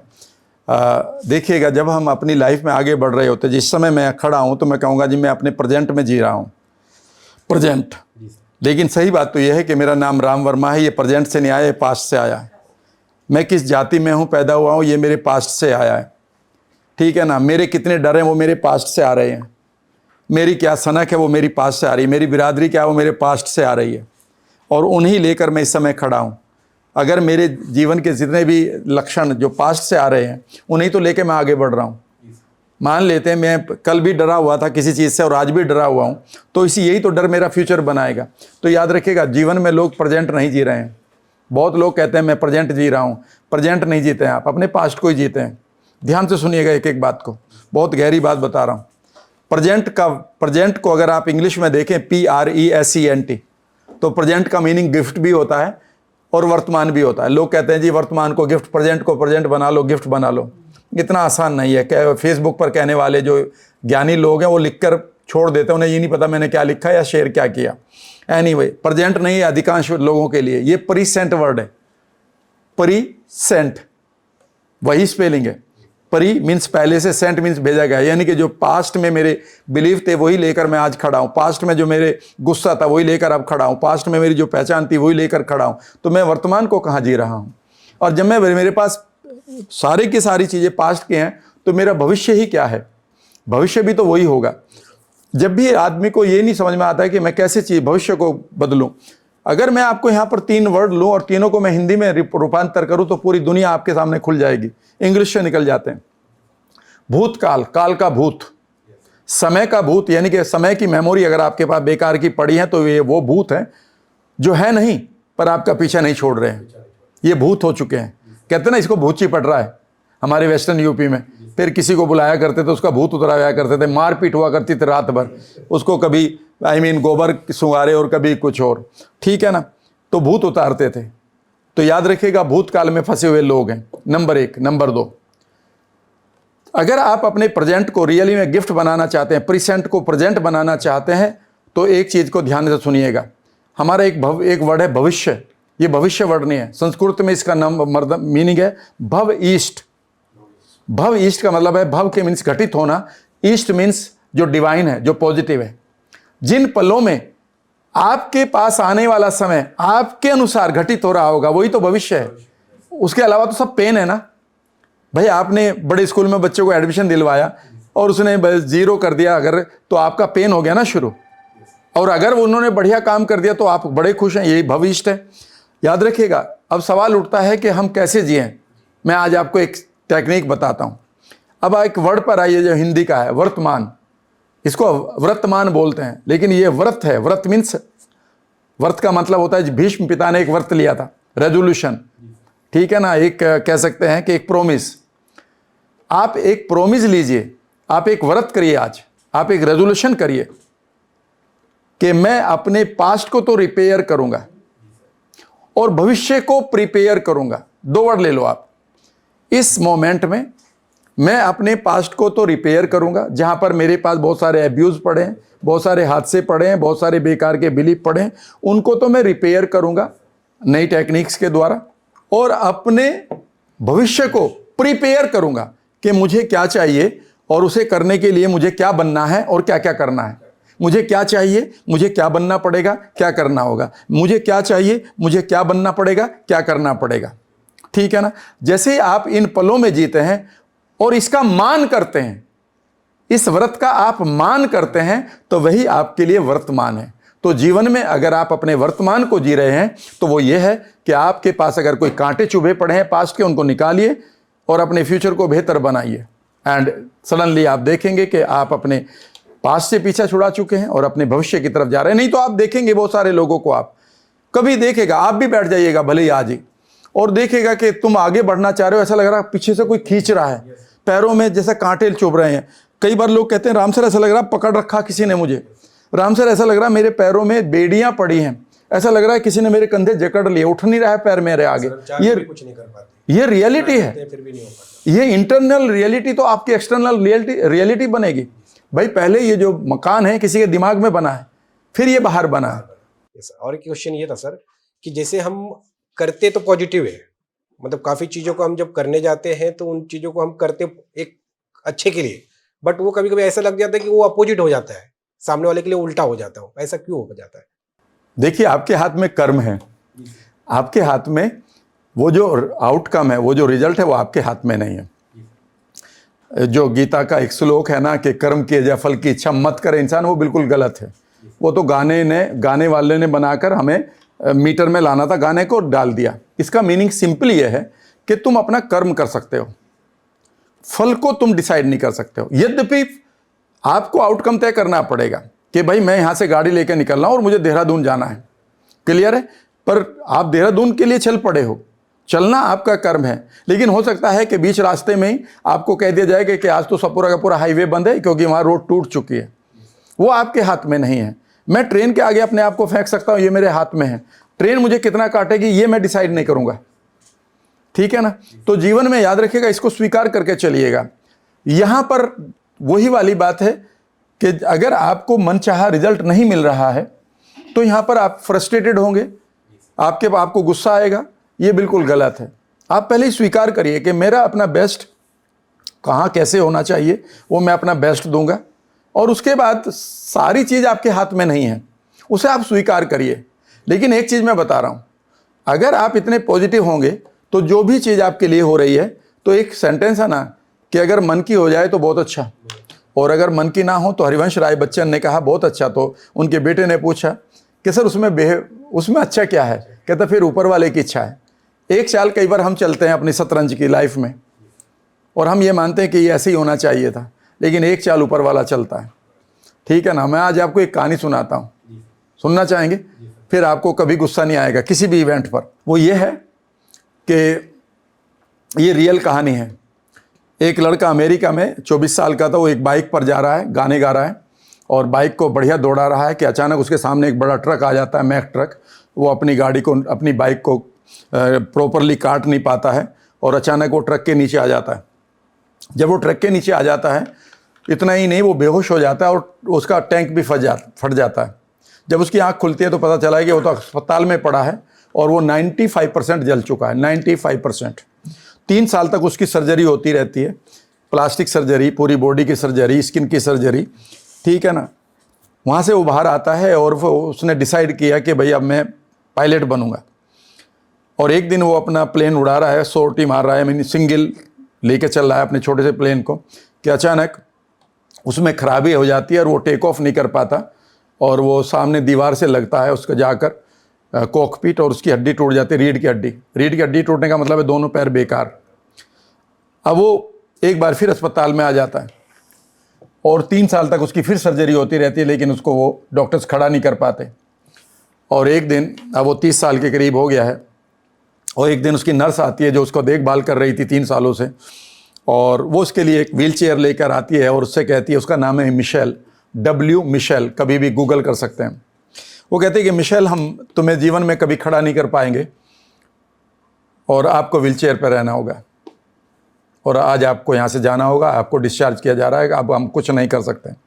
और ये कहकर वो नर्स, चूँकि एक रिश्ता सा बन जाता है, वो रोने लगती है एक तरफ चेहरा करके। कहते हैं कि वो मिशेल अपने बेड पर पड़ा हुआ हंस रहा था, उसकी तरफ नर्स ने देखा, उसने अपने आंसू पोंछे तो मिशेल ने कहा कि नर्स, आज शाम को क्या कर रही हो? उसने कहा मैं फ्री हूँ। उसने कहा कि तो आज हमारी दोस्ती की पहली मुलाकात होगी और मैं इस व्हील चेयर पर मिलूँगा और मैं चाहता हूँ कि आप इस ड्रेस में आएँ, इस कलर में, क्या आप आएंगी? उन्होंने कहा ठीक है आऊँगी, क्योंकि एक रिश्ता बन गया था। वो 6 महीने तक रोज़ मिलते रहे। 6 महीने बाद उन्होंने शादी कर ली। मिशेल को कभी गूगल करिएगा। मिशेल फॉर्चून 500 का कंपनीज़ का बहुत बड़ा मोटिवेशनल स्पीकर रहा है, वो सीनेटर रहा है, और उन्होंने एक ही बात लिखी है जीवन में, मुझे यहाँ तक पहुँचाने के लिए और दुनिया भर में जो फेम देने के लिए एक बार नहीं, मुझे 2 बार मैसेज मिला है पॉजिटिव। अगर ये कहानियाँ मेरे साथ ना होती तो मेरे पास वही बाइक होती। याद रखिएगा, जीवन में what ever happens for a purpose. आप एक चीज़ को याद रख लीजिएगा, एक चीज़ को याद कर लीजिएगा, सारे दर्द अभी ख़त्म हो जाएंगे। जो भी आपकी लाइफ में हुआ है वो किसी बड़े पर्पज़ के लिए हुआ है। मैं भी इतना सक्षम था कि मैं रुड़की इंजीनियरिंग में जा सकता था, और उस टाइम मैं बहुत ही डिज़र्विंग कैंडिडेट था जो उस समय एक रुड़की इंजीनियरिंग की तैयारी कराया करता था। मेरे मैथमेटिक्स में इतने मार्क्स थे कि वो सुपर 30 में मैं आ सकता था। वो 30 लोगों को लिया करता था, नाम सुपर 30 नहीं था उस टीचर का, लेकिन मैं नहीं जा पाया किसी वजह से। आप समझ लीजिए फाइनेंशियल स्थिति नहीं थी, फादर की डेथ हो चुकी थी, या इतनी नॉलेज, कुछ भी समझ लीजिएगा। और मुझे बहुत दिनों तक ये गिल्ट भी रही जब तक मैंने ये कहानी नहीं पढ़ी। और आज मेरे सामने उसी इंस्टीट्यूट के प्रोफेसर्स बैठे होते हैं और 2 तो ट्रेनिंग लेके गए हैं, ठीक है ना। तो जीवन में याद रखिएगा, जो भी आपके साथ हो रहा है या हुआ है, उसमें से एक काम करो कि what can I learn from it, मैं इससे क्या सीख सकता हूँ, और उससे सीखने के बाद फिर आप एक कदम उठाइए आगे। हर चीज़ आपके अनुसार नहीं चलेगी, और जो चीज़ आपके साथ अनुसार नहीं चल रही शायद वो बहुत बेहतर भी है। Thank you sir. मैं तो बिल्कुल ही अब्जॉर्ब कर चुका हूँ अभी तक जो बातें हैं, तो मेरे पास कोई खास क्वेश्चंस है नहीं, बट फिर भी मेरा इच्छा था आपके सामने आने के लिए और इसलिए मैं आया भी हूँ। तो मेरा जो सर एक क्वेरी है, क्वेश्चन नहीं है, मेरा क्वेरी है सर कि पास्ट कैसे भुला सकते हैं, वो तो डेफिनेटली आपने पहले रिस्पॉन्ड कर दिया है। स्ट्रेस मैनेजमेंट के बारे में अगर थोड़ा सा सर आप हेल्प कर सकते हैं, क्योंकि ये किसी भी उम्र में किसी को हो सकता है, और मैं भी एक स्ट्रेस फ्री लाइफ जीना चाहता हूँ, बट कई बार हो जाता है स्ट्रेस, तो उसको कैसे मैनेज किया जाए, वो पर्सनल फ्रंट के लिए भी एप्लीकेबल हो, ऑफिशियल फ्रंट के लिए भी एप्लीकेबल हो, सोशल फ्रंट के लिए भी एप्लीकेबल हो, ताकि सब जगह पे हम एक मैनेज मास्टर होके चले और कहीं पे भी किसी को बुरा ना लगे, और मैं हमेशा पॉजिटिव रहूँ। बेशक अगला बंदा हो सकता है कि उतना पॉजिटिव नहीं हो रहा है या नहीं होना चाहता है, बट मैं अपने आप को पॉजिटिव, क्योंकि अगर किसी के कटु वचन से या मान के चले कोई ऐसी बात किसी ने बोलते जिससे दिमाग डिस्टर्ब हो जाता है, तो उससे मेरा फिर ऐसा ना हो कि पूरी जो मेरा प्लानिंग था वो गड़बड़ हो जाए। फिर ये होता ना कि एक जैसे पॉन्ड में कोई पत्थर फेंक दे तो पूरा वेव्स आता, तो वो फिर आप देख नहीं पाते हो, राइट, अपना इमेज। तो वो कैसे किया जाए कंट्रोल? सिंपल सी बात यह है कि देखिए, ये पत्थर तो फेंकते रहेंगे लोग तालाब में, इनको तो आप नहीं रोक सकते। पहली तो बात है, you can never stop the events of the world.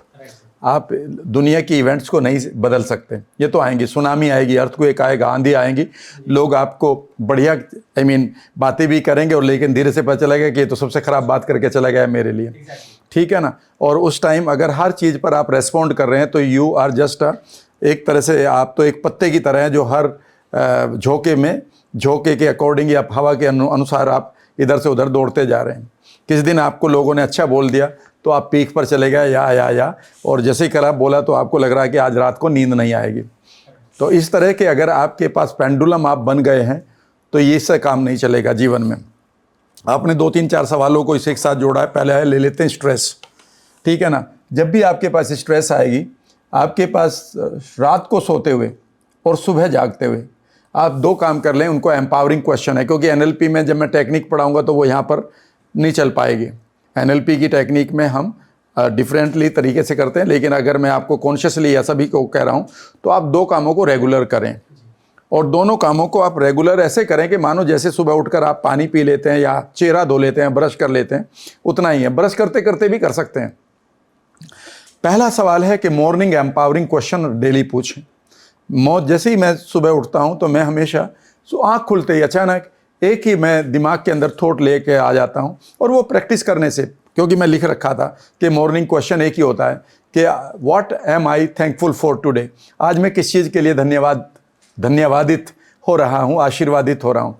तो जैसे ही आप ये सवाल पूछेंगे, सिर्फ यही सवाल कि मैं आज किस चीज़ के लिए, आँख खुली और मैं किस चीज़ के लिए आज धन्यवाद दूँ, तो आप धन्यवाद इसलिए दें कि आप जिंदा हैं, आज भी आपके लिए सूरज निकल रहा है, आज भी आपके लिए हवा चल रही है, आज भी आपके लिए पानी मीठा है, आज भी आपके लिए पृथ्वी इंटैक्ट है, आज भी आपके लिए अपॉर्चुनिटी, आज भी आपके लिए लोग हैं चारों तरफ, कुछ बढ़िया बोलने के लिए, कुछ आपको बढ़िया आलिंगन देने के लिए, और कुछ लोग गाली देने के लिए। बढ़िया बात है।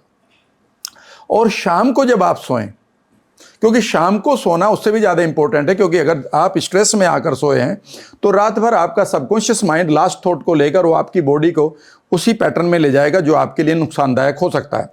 तो हमेशा सिर्फ उसको कहते हैं हम evening empowering question. Evening empowering question को आप इस तरह से करना है कि नंबर 1, आज मैंने किन गोल्स को पूरा किया है, ठीक है ना। सिर्फ सोच लें, 3 ही सवाल होंगे। पहला है, आज मैंने किन गोल्स को पूरा कर लिया है, तो आप कहेंगे यार आज मैंने वॉक भी कर लिया है, आज मैंने खाना भी बढ़िया खाया है, आज मैंने 2 लोगों से बढ़िया बात करी, और आज मैंने एक सेल्स भी मार दी है बढ़िया। तो इमीडिएटली आपके अंदर जो पॉजिटिव हार्मोन्स हैं वो रिलीज होना शुरू हो जाएंगे, क्योंकि हर एक थॉट आपके ग्लैंड्स को, जिसको आप एंडोक्राइन सिस्टम कहते हैं, जिनको आप एनर्जी चक्रा कहते हैं, वो सुनते हैं, ठीक है ना। तो आपके पॉजिटिव केमिकल शुरू हो गए। लेकिन दूसरी कुछ घटनाएं ऐसी हैं कि अब कौन सी चीज़ ऐसी है जिससे मैं कुछ सीख सकता हूँ, क्योंकि किसी आदमी ने आपके बारे में गलत बोला है, तो गलत बोला है तो आप सबसे पहले ये है कि यार फला आदमी ने मेरे लिए गलत बोला है, तो अब मैं सीख सकता हूँ कि यार मैं कैसे एक चारों तरफ अपने बबल बनाकर इमेजिन करो कि उसकी बातें बाहर से आ रही है और बबल से टकरा कर वापस जा रही है, क्योंकि वो इररिलेवेंट है। कुछ लोग रिलेवेंट बात करें तो उनके लिए विंडो खोलो उस बबल में और उनकी बात सुनो। ये मेरी NLP की टेक्निक भी है एंकरिंग में। और तीसरा ये है कि कल के मेरे गोल्स क्या होंगे और उनके रिवार्ड्स क्या होंगे। कल के गोल्स मेरे हैं कि कल मुझे ऑफिस में जाना है, और उसका रिवार्ड ये होगा कि जब मुझे वहाँ से पैसा, तनख्वाह या मेरी सैलरी मिलेगी, उससे मेरी फैमिली आगे बढ़ रही होगी। अगर आप इतना देख लेंगे तो आपकी जो नींद आएगी वो फुल ऑफ पॉजिटिव हार्मोन्स आएगी। आप ऑटोमेटिकली सुबह देखेंगे कि फिर सुबह के एम्पावरिंग क्वेश्चन होंगे और दिन भर। दूसरी बात, जब भी याद रखिएगा, एक चीज़ को मैं आज आपको दे रहा हूँ, मैं इतना बढ़िया बढ़िया बातें लोगों को बताता हूँ, फ्री में बताता हूँ, लेकिन कुछ लोग इतनी बढ़िया कमेंट देते हैं कि मैं उन्हें पढ़ नहीं सकता, यद्यपि मैं पढ़ लेता हूँ। ये नेचुरल है। देखिएगा, सिंपल सी बात है, हर आदमी को अगर आप खुश रखेंगे दुनिया में तो ये बहुत बड़ी गलती कर रहे हो। ये अपने रिश्तेदारों में भी नहीं कर सकते आप, ठीक है ना, अपने घर में भी नहीं कर सकते कि सबको खुश कर दें और हर बात पे खुश कर दें। अगर आप ऐसा करेंगे तो आप तो बिल्कुल समझ लीजिए कथक डांस करते रहेंगे ज़िंदगी भर और मिलेगा कुछ नहीं। आप अमृत भी बांटेंगे 20% लोग भी फिर भी आपको गाली देंगे, क्योंकि उन्हें अमृत नहीं चाहिए था, उन्हें तो कूड़ा चाहिए था। और कूड़ा देंगे तो फिर आपको और 20% गाली देंगे, क्योंकि जिन्हें अमृत चाहिए था। तो याद रखिएगा, आप अपनी ऑथेंटिसिटी को मत खोइएगा लाइफ में। जब भी आप आगे बढ़ रहे हो जीवन में, अपने रोल को पूरा करने के बाद, मैं आज आपको एक फैक्ट बता रहा हूं। जीवन में जब आप रामलीला करते हैं ना, और आपका सिलेक्शन होता है कि आप रावण बनेंगे, तो रामलीला में रावण है, रामलीला में रावण है। रामलीला के बाद आप अपनी आइडेंटिटी, अपनी पहचान को जिएंगे। उस समय मैं रावण बनकर आ गया हूं, लेकिन मैं बाहर के जीवन में राम वर्मा हूं, फिर मैं अपनी लाइफ को जीऊंगा। लेकिन अगर मैं रामलीला के रावण को ही अपनी पहचान बना लूं और बाहर जाकर अपने गांव में, जहां पर भी वो सीता, लड़का ही बनता है सीता भी गांव में, तो और उस लड़के को मैं उठाने की कोशिश करूं या उसका किडनैप करूं तो गांव वाले मारेंगे। और अगर मैंने रामलीला में ये कह दिया, नहीं थी मैं तो राम वर्मा हूं, मैं भले ही रावण का रोल कर रहा हूं, मैं सीता को नहीं उठाऊंगा, तो भी आपके ऊपर टमाटर पड़ेंगे रामलीला में। तो जिस दिन आपको ये क्लियर हो गया कि मेरा रोल क्या है और मेरी पहचान क्या है, इन दोनों के बीच में जैसे ही आपके पास एक विजडम आ गई, आपको कभी कोई दर्द नहीं आएगा। आप अपने रोल को पूरा करिए। आप एक फादर भी हैं, आप एक हस्बैंड, बेटे, भाई, यहाँ के एम्प्लॉय, किसी के बॉस, किसी के जूनियर, ठीक है ना, किसी के पड़ोसी। वो सारे रोल पूरा करने के बाद आप हैं, बस सारे रोल पूरा करने के बाद आप हैं। उस आप को भी जिया करो। कभी हम क्या करते हैं कि हम रोल को जी लेते हैं। सर आज मेरे जूनियर ने मुझे ये बोल दिया, आज मेरे सीनियर ने मुझे ये बोल दिया। आपको नहीं बोला भाई साहब, आपके रोल को बोला गया, आपके रोल को बोला गया है।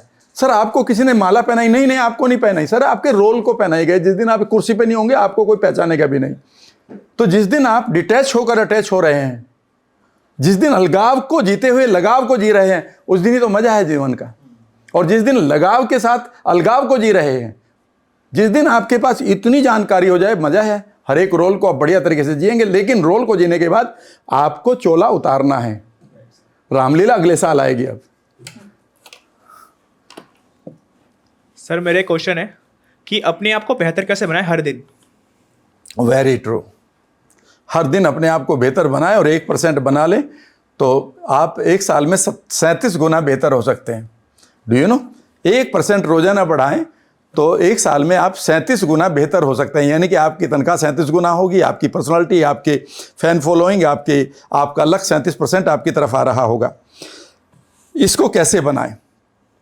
आप 4 चीज़ों को करना सीखें। इन 4 चीज़ों के साथ हमेशा अपना एक रिश्ता तय करें और इसे आज घर पर जाकर एक आर्ट पेपर पर लिख लें सामने।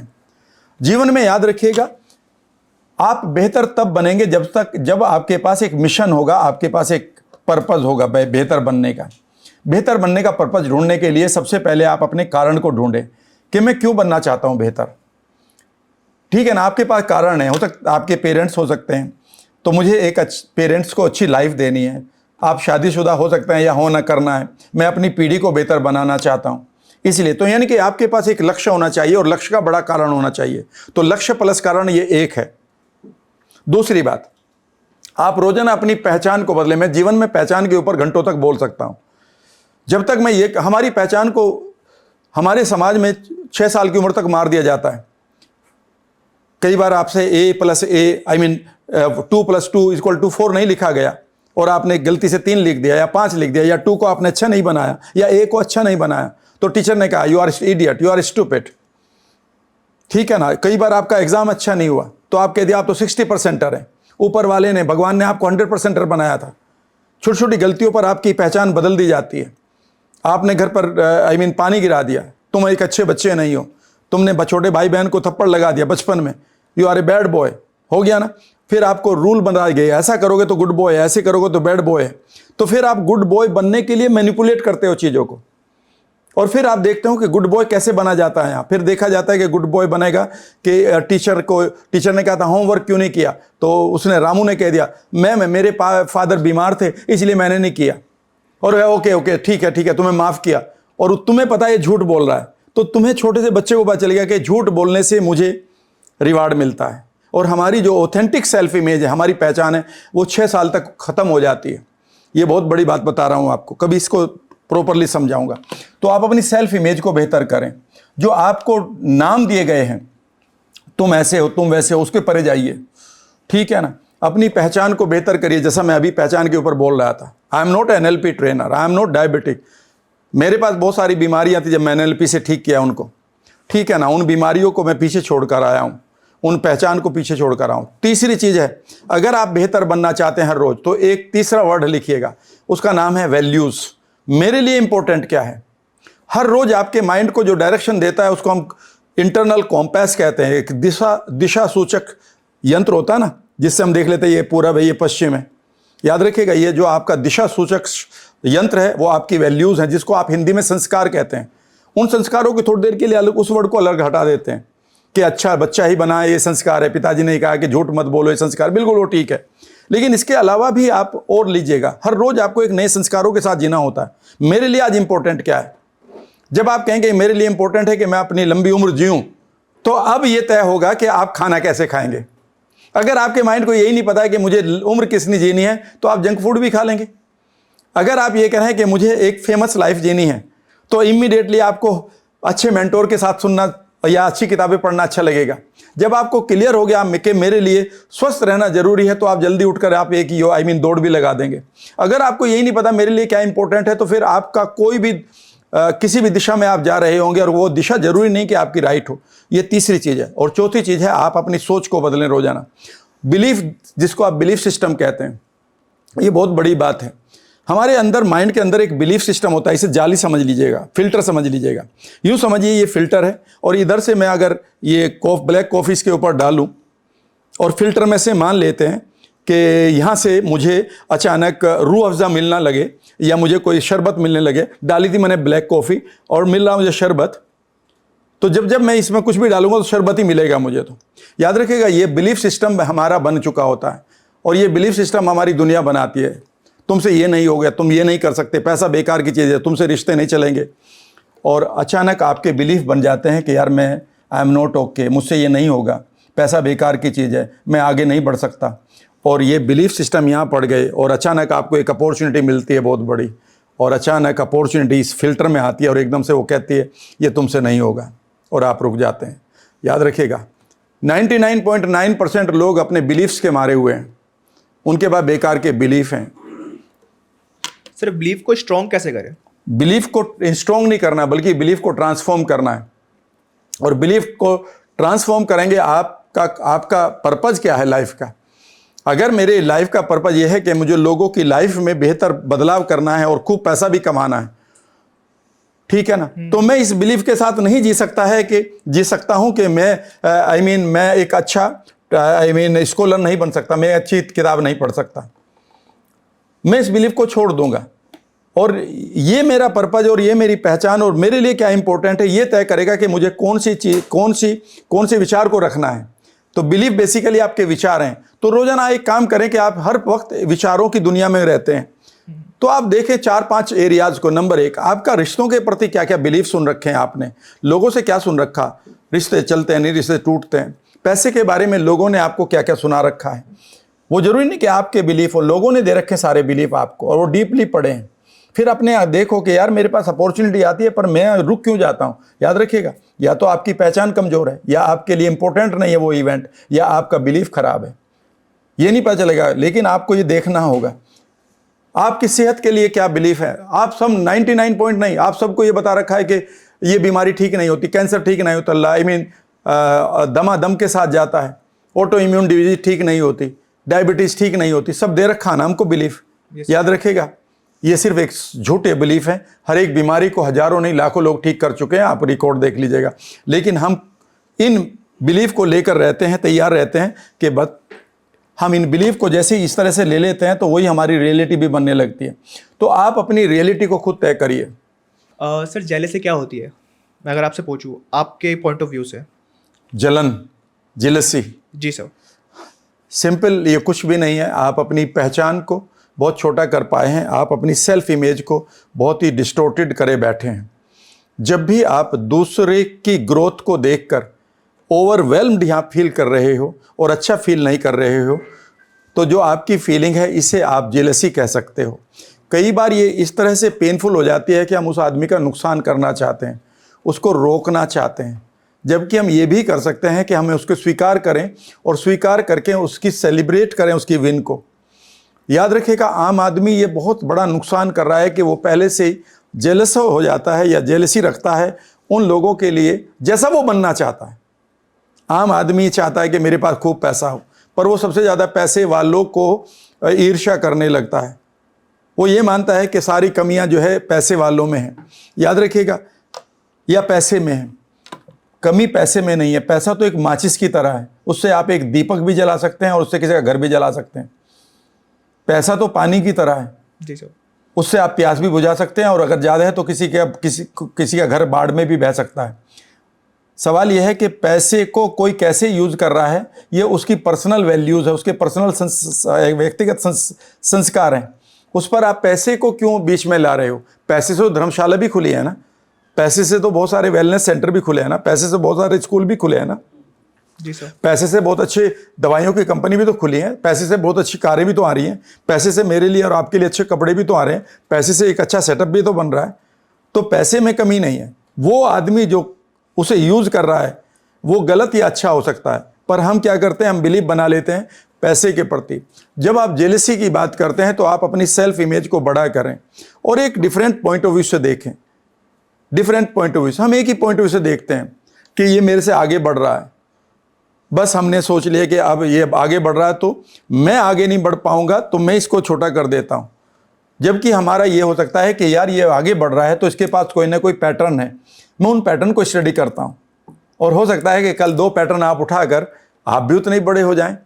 पर हम अपनी इनर सेल्फ इमेज को छोटा करके आ गए हैं बचपन में, उस इनर सेल्फ इमेज को बड़ा नहीं कर पाते। जीवन में अगर आप पहली बार कुछ बड़ा करना अपने आप को गिफ्ट देना चाहते हैं इन त्योहारों पर, तो मैं आज आपको एक चीज़ कह रहा हूँ, अपने आप को एक बढ़िया सी सेल्फ इमेज बनाओ। अपने मेंटल स्क्रीन पर इमेजिन करो कि आप एक महामानव की तरह अपने आप को देख रहे हैं। इमेजिन करो, हर रोज़ यहाँ पर लाओ उस इमेज को और देखो कि मानो आपके पास खूबसूरत लोगों के साथ रिश्ते हैं, आप खूबसूरत पॉलिटिशियंस के साथ, इंडस्ट्रियलिस्ट के साथ, बढ़िया क्रिकेटर्स के साथ बैठे हुए हैं। आप इमेजिन करो कि यहाँ पर आपके पास पैसा आ रहा है। फ्यूचर को देखो, अपने गोल्डन हाईवे को जिस पर आप मानो उत्सव चल रहे हो। इमेजिन करो यहाँ पर कि आपको बड़े रिवार्ड्स मिल रहे हैं। क्यों नहीं करते? ये इमेजिनेशन में तो आपका कुछ नहीं जा रहा ना। इमेजिन तो अभी भी कर रहे हो ना आप, हर वक्त कोई ना कोई इमेजिनेशन चल रही है। So why don't you guide your imagination? और जैसे ही आप इस इमेजिनेशन को करने लगेंगे, इमीडिएटली आपका ट्रांसफॉर्मेशन होना शुरू हो जाएगा और आप जेलसी से बाहर आ जाएंगे। अपनी सेल्फ इमेज को सब लोग बड़ा करें, ये पहला काम है। जितनी बड़ी सेल्फ इमेज होगी उतना ही बड़ा आपकी सफलता होगी। 21st सेंचुरी में आने वाला पैसा और सेहत, 21st सेंचुरी में आने वाली आपकी शोहरत, दौलत डायरेक्टली प्रोपोर्शनल होगी आपकी सेल्फ इमेज की। जितनी बड़ी आपकी सेल्फ इमेज होगी उतने ही बड़े आपके रिजल्ट रहेंगे, उतने ही बड़ा आपका संसार होगा, उतना ही बड़ा आपका अचीवमेंट होगा, उतनी ही बड़ी आपकी खुशियाँ होंगी। अगर आप अपनी लाइफ में कुछ बड़ा नहीं कर रहे हो इस दुनिया में, समझ लीजिएगा वो छोटा इसलिए रह गया कि उसके प्रोपोर्शनल, उसके समानुपाती आपकी सेल्फ इमेज छोटी है जो बचपन से ट्रांसफॉर्म नहीं की है। मैं इसके बारे में वर्कशॉप के बाद और भी चीज़ें बता सकता हूँ, लेकिन यही बताऊँगा कि यहाँ पर अपनी इमेज को बढ़िया लाओ। चमकता हुआ चेहरा देखो, खिलखिलाती हुई आंखें देखो, चलते हुए देखो, बढ़िया लोगों के बीच में बैठते हुए देखो, देश विदेश की फ्लाइट पकड़ते हुए देखो, बढ़िया जगहों पर रहते हुए देखो और बढ़िया लॉ ऑफ अट्रैक्शन को एंजॉय करो।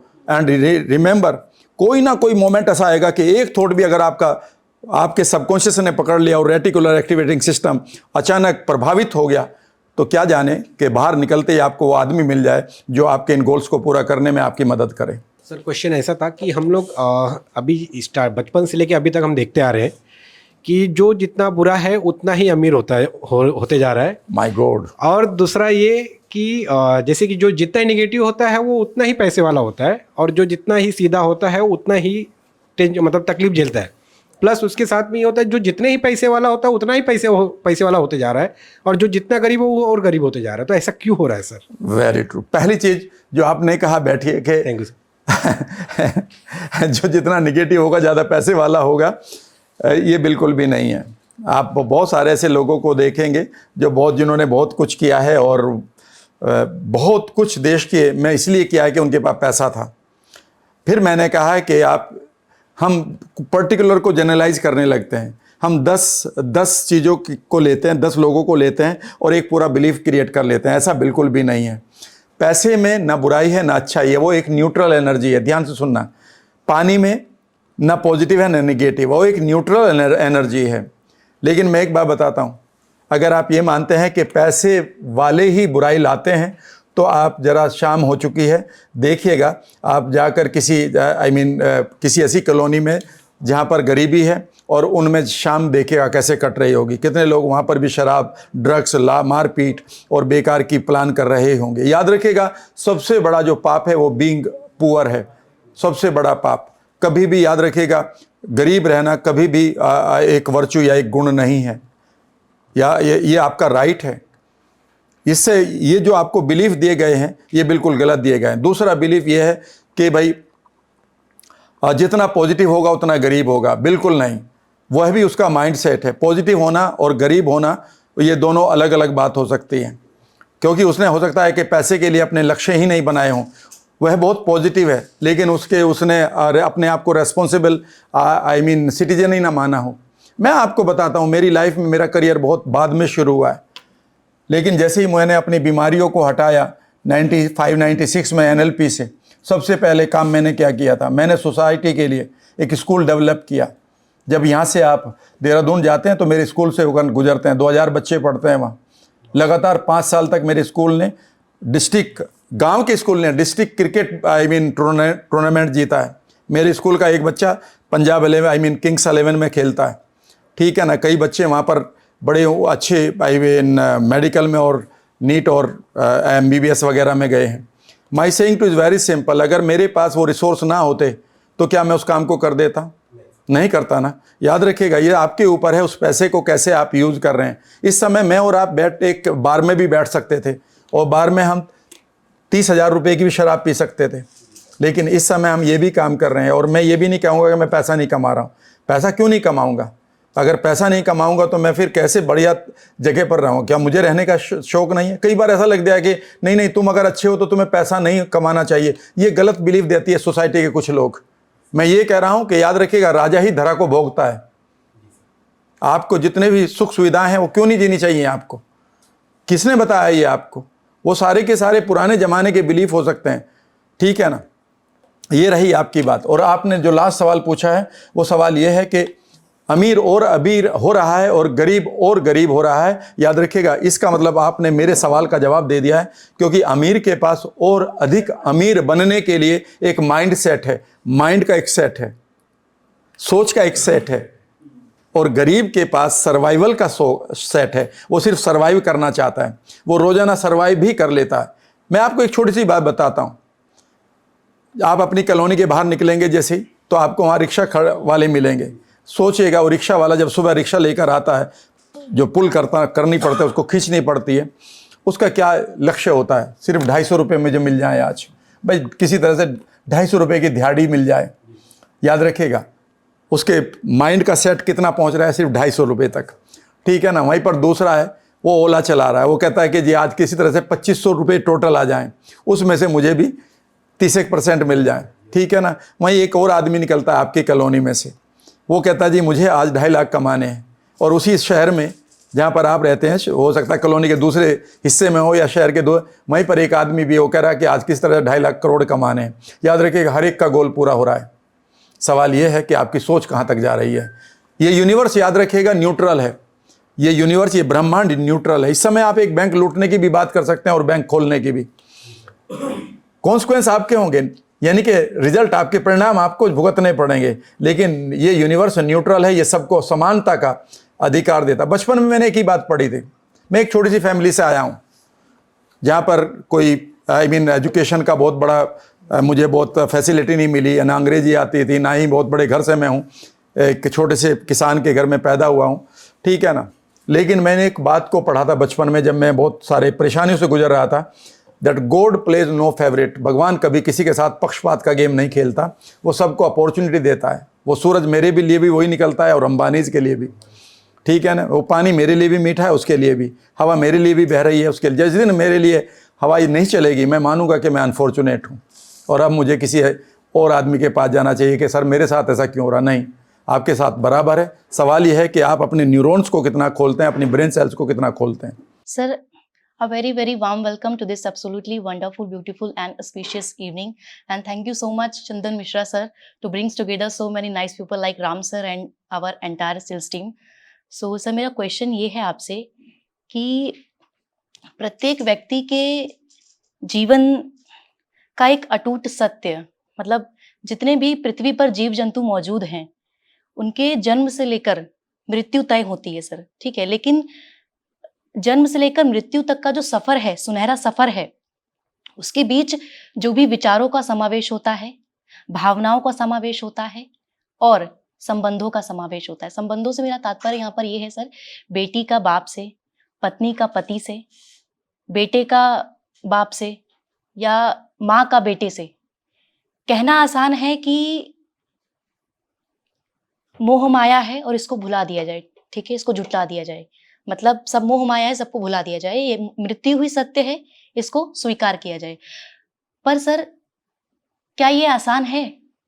बिल्कुल असंभव है सर इसको स्वीकार करना, क्योंकि जीवन में कई ऐसे पड़ाव आते हैं जहां पर हमें उनकी कमी महसूस होती है और हम गॉड से ऐसा प्रे करते हैं कि कुछ क्षणों के लिए उनको हमारे सामने, कुछ क्षणों के लिए, ना 1 साल 2 साल, ना 1 महीना, ना 1 सप्ताह, कुछ क्षणों के लिए उनको हमारे सामने प्रकट करें, परंतु ये संभव नहीं है सर। तो कैसे इस जो मृत्यु अटूट सत्य जो है, इसको कैसे स्वीकारा जाए सर?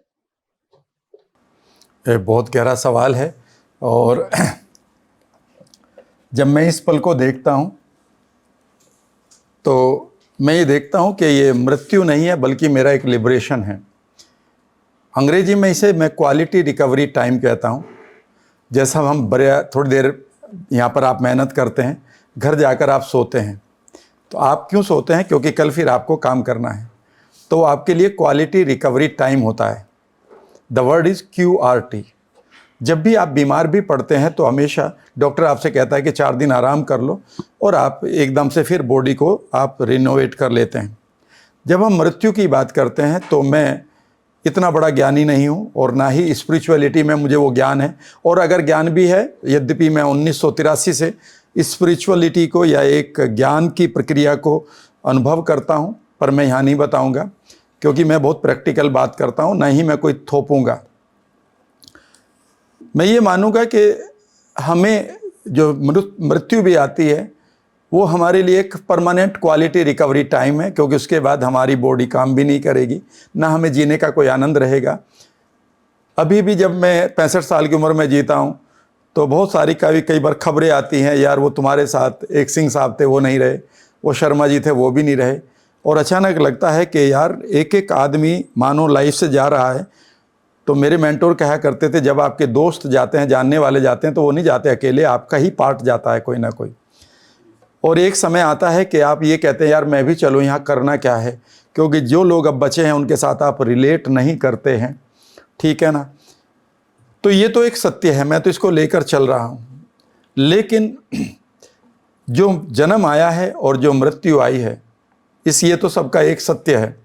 यहाँ पर बहुत सारे लोगों को जब मैं समझाने की कोशिश करता हूँ तो मैं उनसे एक ही बात कहता हूँ कि यहाँ पर आपको सारी चीज़ें करनी हैं, अगर नहीं करोगे तो भी आपको एक अपराध बोध रहेगा, ठीक है ना। मेरे सामने पानी भी रखा है, कॉफ़ी भी रखी है, मेरे सामने मोबाइल भी रखा है। मैं ये कह दूँ नहीं मैं पानी बिल्कुल नहीं पीऊँगा, कॉफ़ी पीऊँगा, तो भी ये गलत है। मैं सिर्फ बात ही करने आऊँगा आपके घर पर, मोबाइल यूज़ ही नहीं करूँगा, ये भी गलत बात है। तो याद रखिएगा, जो आपके डिसीजंस होते हैं लाइफ में वो समयक होते हैं, समय के अनुसार होते हैं। लेकिन आपके पास इतना बोध होना चाहिए, इतना ज्ञान होना चाहिए कि उस समय पर आप कौन हैं। इस समय पर आप एक एंकर का या एक क्वेश्चन का पूछने का रोल अदा कर रही है, तो आप इस आइडेंटिटी को, इस पहचान को जी रहे हैं। गड़बड़ ये होती है कि जब हम लाइफ को जीते हैं हमें यही नहीं पता है कि मैं कौन हूँ, और हमारे अंदर से मानो हम एक मेमोरी लॉस को जी रहे हैं। मैं एक एग्जांपल देता हूँ हर एक पॉडकास्ट में करीब करीब। मान लेते हैं मेरे सामने 4 लेडीज़ बैठी हैं, एक मेरी बेटी है, एक मेरी बहन है, एक मेरी पत्नी है, एक मेरी माँ है। अगर मुझे पूरा ज्ञान है कि ये मेरी माँ है तो मेरी पहचान उनके साथ क्या है, मेरा बेटा हूँ। तो जब मैं माँ से बात कर रहा हूँ और इस पहचान को अगर मैं रेस्पेक्ट करता हूँ तो मैं 2 बातें सुनूंगा, ठीक है ना। बहन के साथ मैं भाई बन जाऊंगा, बीबी के साथ इमीडिएटली हस्बैंड की तरह, और बेटी के तरह साथ बाप बन जाऊंगा। जब मैं इस जीवन को जी रहा हूँगा, मुझे कोई भी गफलत नहीं, कोई भी परेशानी नहीं, कोई भी दर्द नहीं। दर्द कब होगा कि जब मेरी मेमोरी चली जाए। अगर मेरे सर में चोट लग जाए, अब ये 4 लेडी बैठी हुई है और मेरी मेमोरी चली गई, तो मुझे ये नहीं पता ये मेरी बेटी है क्या। अब मैं उसके साथ कुछ भी बात कर सकता हूँ, ये मेरी बहन है, ये मेरी पत्नी है, ये मेरी मदर है। जब भी आप जीवन को जी रहे हैं तो सबसे इम्पोर्टेंट चीज़ है कि आप जो रिलेट कर रहे हैं किसी के साथ भी, उस रिलेटिंग की क्वालिटी क्या है। आपको रिलेट करना है अपनी हेल्थ के साथ, आपको रिलेट करना है अपने करियर के साथ, रिलेट करना है पैसे के साथ, रिलेट करना है लोगों के साथ, रिलेट करना है आने वाली अवसरों, अपॉर्चुनिटीज़ के साथ।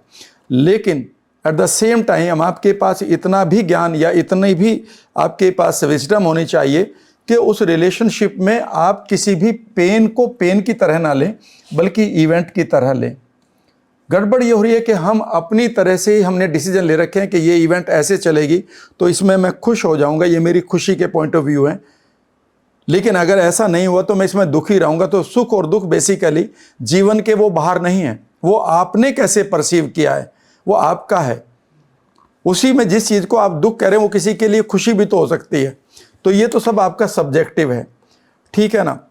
रिश्तों को जब जीने की बात करते हैं, रिश्तों को जीने के लिए बेहद इंपॉर्टेंट है। आपके लिए सबसे इंपॉर्टेंट बात यह है, जब आप रिश्तों को जीते हैं तो आप अपने इंटरनल एक मीनिंग को जीते हैं। बिकॉज जब हम पैदा होते हैं ह्यूमन बींग्स, तो हमारे पास हमेशा एक चीज़ होती है, वो होता है द डिमांड ऑफ रिलेटिंग। हम रिलेट करना चाहते हैं।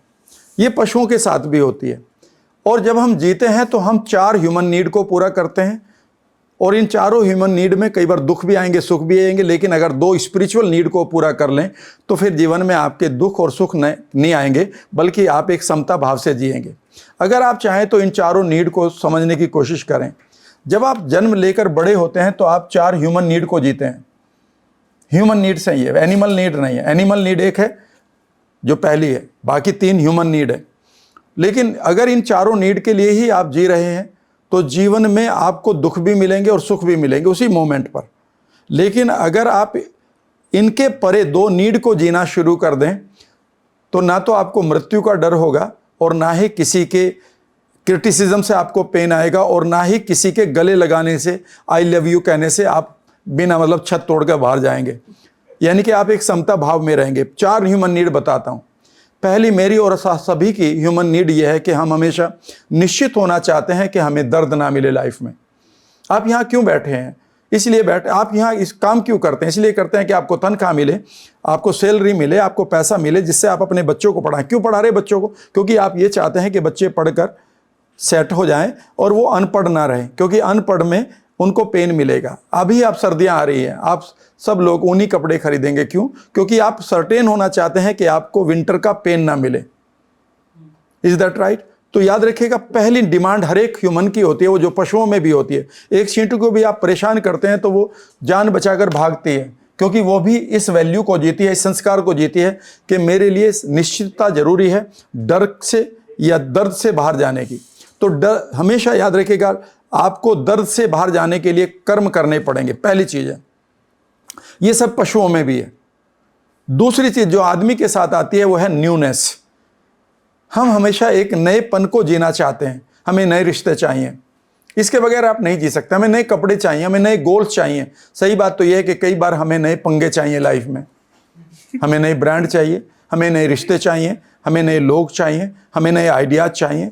और ये अगर नहीं जी रहे हैं तो भी आप एक गिल्ट में रहेंगे, एक अपराध बोध में रहेंगे। दूसरा ये है, ये भी ह्यूमन नीड है। इसको अगर आप पूरा नहीं करेंगे तो भी अपराध बोध में रहेंगे, लेकिन अगर गलत तरीके से पूरा करेंगे तो भी अपराध बोध रहेगा। सवाल है कि अगर मैं दोनों जगह पर अपराध बोध में ही जी रहा हूं तो मैं क्या कर रहा हूं? अभी मैं इसका जवाब दूंगा। तीसरी चीज़ है जो बड़ी इंपॉर्टेंट है, जो कभी पशुओं में नहीं पाई जाती, वो है फीलिंग ऑफ इंपॉर्टेंस। हम हमेशा इंपॉर्टेंट होना चाहते हैं। जब आपका सीनियर आपसे कहता है कि yes you did it well, तो आपको अच्छा लगता है। जब आपको एक गिफ्ट मिलती है, जब आपकी लाइफ में कोई इंसान आता है और वो कहता है कि तुम सचमुच में बहुत अच्छे हो, I want to relate with you, मैं तुम्हारे साथ जुड़ना चाहता हूँ या चढ़ चाहती हूँ, हमेशा आपको एक फीलिंग आती है। जब आप एक अच्छी कार खरीदते हो, इसलिए नहीं खरीदते वो कार अच्छी है, इसलिए कि उससे आपको एक सिग्निफिकेंस की फीलिंग आ रही है। आप कई बार मकान इसलिए नहीं बना रहे कि आपको मकान की ज़रूरत है बहुत बड़े की, वहाँ से आपको एक सिग्निफिकेंस की फीलिंग आ रही है क्योंकि आपके रिश्तेदार अब आपको ज़्यादा इज्जत देंगे। तो फीलिंग ऑफ सिग्निफिकेंस, इसी के लिए एक बच्चा रोता है और आदमी आत्महत्या कर लेता है। Man dies for it and the child cries for it. इसीलिए आप देखेंगे कि बहुत सारे बड़े लोग हैं करोड़ों रुपए दान करके चले जाते हैं because they want to feel significant.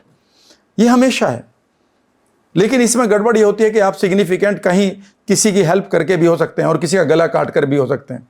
कई बार आपने देखा होगा कि एक आदमी दूसरे को थप्पड़ मार देता है अपनी पावर को दिखाकर, क्योंकि वो सिग्निफिकेंट होना चाहता है। ये हमारी तीसरी नीड है। इसमें आप दुखी भी हो सकते हैं, सुखी भी हो सकते हैं जीवन को जीते हुए। ये लाइफ लॉन्ग चलता रहेगा आपका। जिस दिन आपके बच्चे आपको बढ़िया तरीके से बोलेंगे उसी दिन आपको गुस्सा आएगा, because you are losing your significance. आप कहेंगे मैंने तेरे लिए कितना किया, तो अब कैसे बात कर रहा है, क्योंकि आप उसकी बात से परेशान नहीं है, इससे परेशान है कि जो आपकी सिग्निफिकेंस थी उसे आप लूज करते हुए महसूस कर रहे हैं। और चौथी चीज़ है बीइंग लव्ड। ये आपकी एक हमेशा, ये मजबूरी नहीं है, ये भी आपकी एक ह्यूमन नीड है कि आप हमेशा प्यार पाना चाहते हैं, उसी के लिए प्यार देना चाहते हैं। जब भी आपको कोई प्यार करता है तो आपको अच्छा लगता है, आपके अंदर एक विशेष प्रकार का हार्मोन यानी कि आप कह सकते हैं केमिकल रिलीज होता है। गड़बड़ ये होती है कि इन चारों नीड में आपको दुख भी आ सकता है, सुख भी आ सकता है। मैं सर्टेन होने के लिए कि दर्द ना हो, इस समय मैं एक अच्छी वीडियो बनाकर पैसे कमा सकता हूँ ट्रेनिंग देकर, और मैं किसी का धोखा भी दे सकता हूँ कि उसको लूट कर चला जाऊँ, लेकिन इसमें दुख और सुख दोनों जुड़े हुए हैं। लेकिन आज मैं आपको एक चीज़ बताना चाहता हूँ, अगर ज़िंदगी को आप बढ़िया तरीके से जीना चाहते हो और रिश्तों को जिए, पैसे को जिए, खूबसूरत करियर को जिए, रोजाना के दिन को जिए, एक एक पल को जिए, तो दो चीज़ ऐसी हैं जो ह्यूमन नीड के परे हैं, लेकिन वो ह्यूमन को ही करनी होती हैं, और उनको मैं स्पिरिचुअल या आध्यात्मिक नीड कहता हूँ। लेकिन यहाँ पर इसे भगवान से मत जोड़िएगा या दूसरे बाबाओं के अनुसार मेरे ये शब्द नहीं है, ठीक है ना। मैं बिल्कुल एक गांव का रहने वाला हूँ, सिंपल भाषा में चीज़ों को समझाने की कोशिश करता हूँ। मैं आज आप एक सवाल पूछता हूँ, आप यहाँ पर 100 साल के लिए आए हैं, एवरेज मान लेते हैं, ठीक है ना। पहले 25 साल तक गफलत में रहते हैं, करना क्या है, ठीक है ना। कभी किसी के साथ बुलावा आ गया, किसी का आई लव यू आ गया, किसी का लव लेटर आ गया, किसी का ब्रेकअप आ गया, ठीक है ना। उसके बाद आपके पास 25 से लेकर 60 साल 35 साल आपके पास हैं, उसके बाद बीमारियां शुरू हो जाती हैं, फिर आप उनके साथ लड़ाई झगड़ा करते हैं, फिर तो इन आपके पास 35 साल मल्टीप्लाइड बाय 300, यानी कि आपके पास ये कुछ एक दिन कुछ एक महीने अवेलेबल हैं। मैं आपसे एक सवाल पूछता हूँ, जो सवाल मेरे मेंटोर ने मेरे से पूछा था, और वहीं से स्पिरिचुअल नीड मैं निकालूंगा। मान लेते इस समय आप एक सितारे पर बैठे हुए हैं, आपके साथ आपके पूर्वज बैठे हुए हैं, और सितारे से एक स्टार से आप धरती पर देख रहे हैं। यहाँ पर आपको 75 साल के लिए भेजा, 35 साल के लिए भेजा गया है, क्योंकि 25 साल आपके लिए कुछ पता नहीं गफलत में है। पिताजी कह रहे पढ़ ले, तुम कह रहे हो नहीं पढ़ने को मन कर रहा, ठीक है ना। अगला सवाल पूछिए, तुम्हें यहाँ पर इस पृथ्वी पर क्यों भेजा गया है। जबकि ध्यान से सुनिएगा, जबकि जिस दिन आपके सोल को ये बॉडी मिलनी थी उस दिन और भी बहुत सारे सोल्स लाइन में होंगे। मेटाफोरिकली ले रहा हूँ। जिस दिन डिसाइड किया होगा ऑल माइटी ने या इस पृथ्वी ने आपको इन्वाइट करने के लिए, उस दिन बहुत सारे लोग अवेलेबल होंगे। उस दिन आपको ये बॉडी मिली है यहाँ पर 35 साल इफेक्टिवली जीने के लिए। और सोचिए कि आप ऊपर से देख रहे हैं और नीचे आप देख रहे हैं कि यार ये आदमी यहाँ पर 50-75 साल जिएगा। मैं अगला सवाल पूछता हूँ, क्या कुछ एक पैसे कमाने के लिए भेजा गया है? नहीं आ गया ना। लेकिन आज आपका यही रूल है। क्या एक मकान, 2 मकान, 4 फ्लैट के लिए आए हो यहाँ पर? नहीं। क्या कुछ कार लेने के लिए? नहीं। क्या 2-4 आई लव यू करने के लिए? नहीं।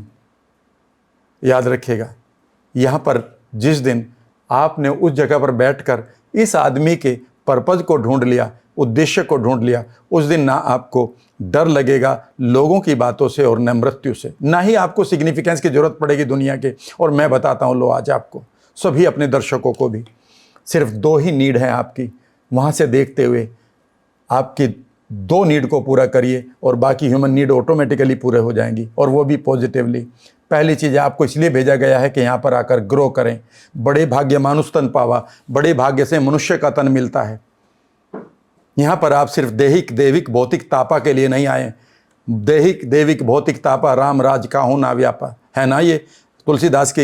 यहाँ पर इसलिए नहीं कि आप देह के घमंड में रहे, या पैसे के घमंड में रहे, या फिर आपके पास कुछ एक देवीय शक्तियाँ आ गई उसके घमंड में रहे कि आपने हाथ देकर और बता दिया। ये घमंड को छोड़ दीजिएगा, इसके परे जाइएगा। यहाँ पर आप इसलिए आए हैं कि यू मस्ट ग्रो, आपको ग्रो करना होगा। और दूसरी बात, उस ग्रोथ के साथ आप कंट्रीब्यूट करें, जहाँ पर भी आप हैं हर रोज़ ग्रो करें कि मैं अपनी लाइफ हेल्थ को बेहतर कैसे करूं, ग्रो करें कि मैं अपनी एजुकेशन को कैसे ठीक करूं।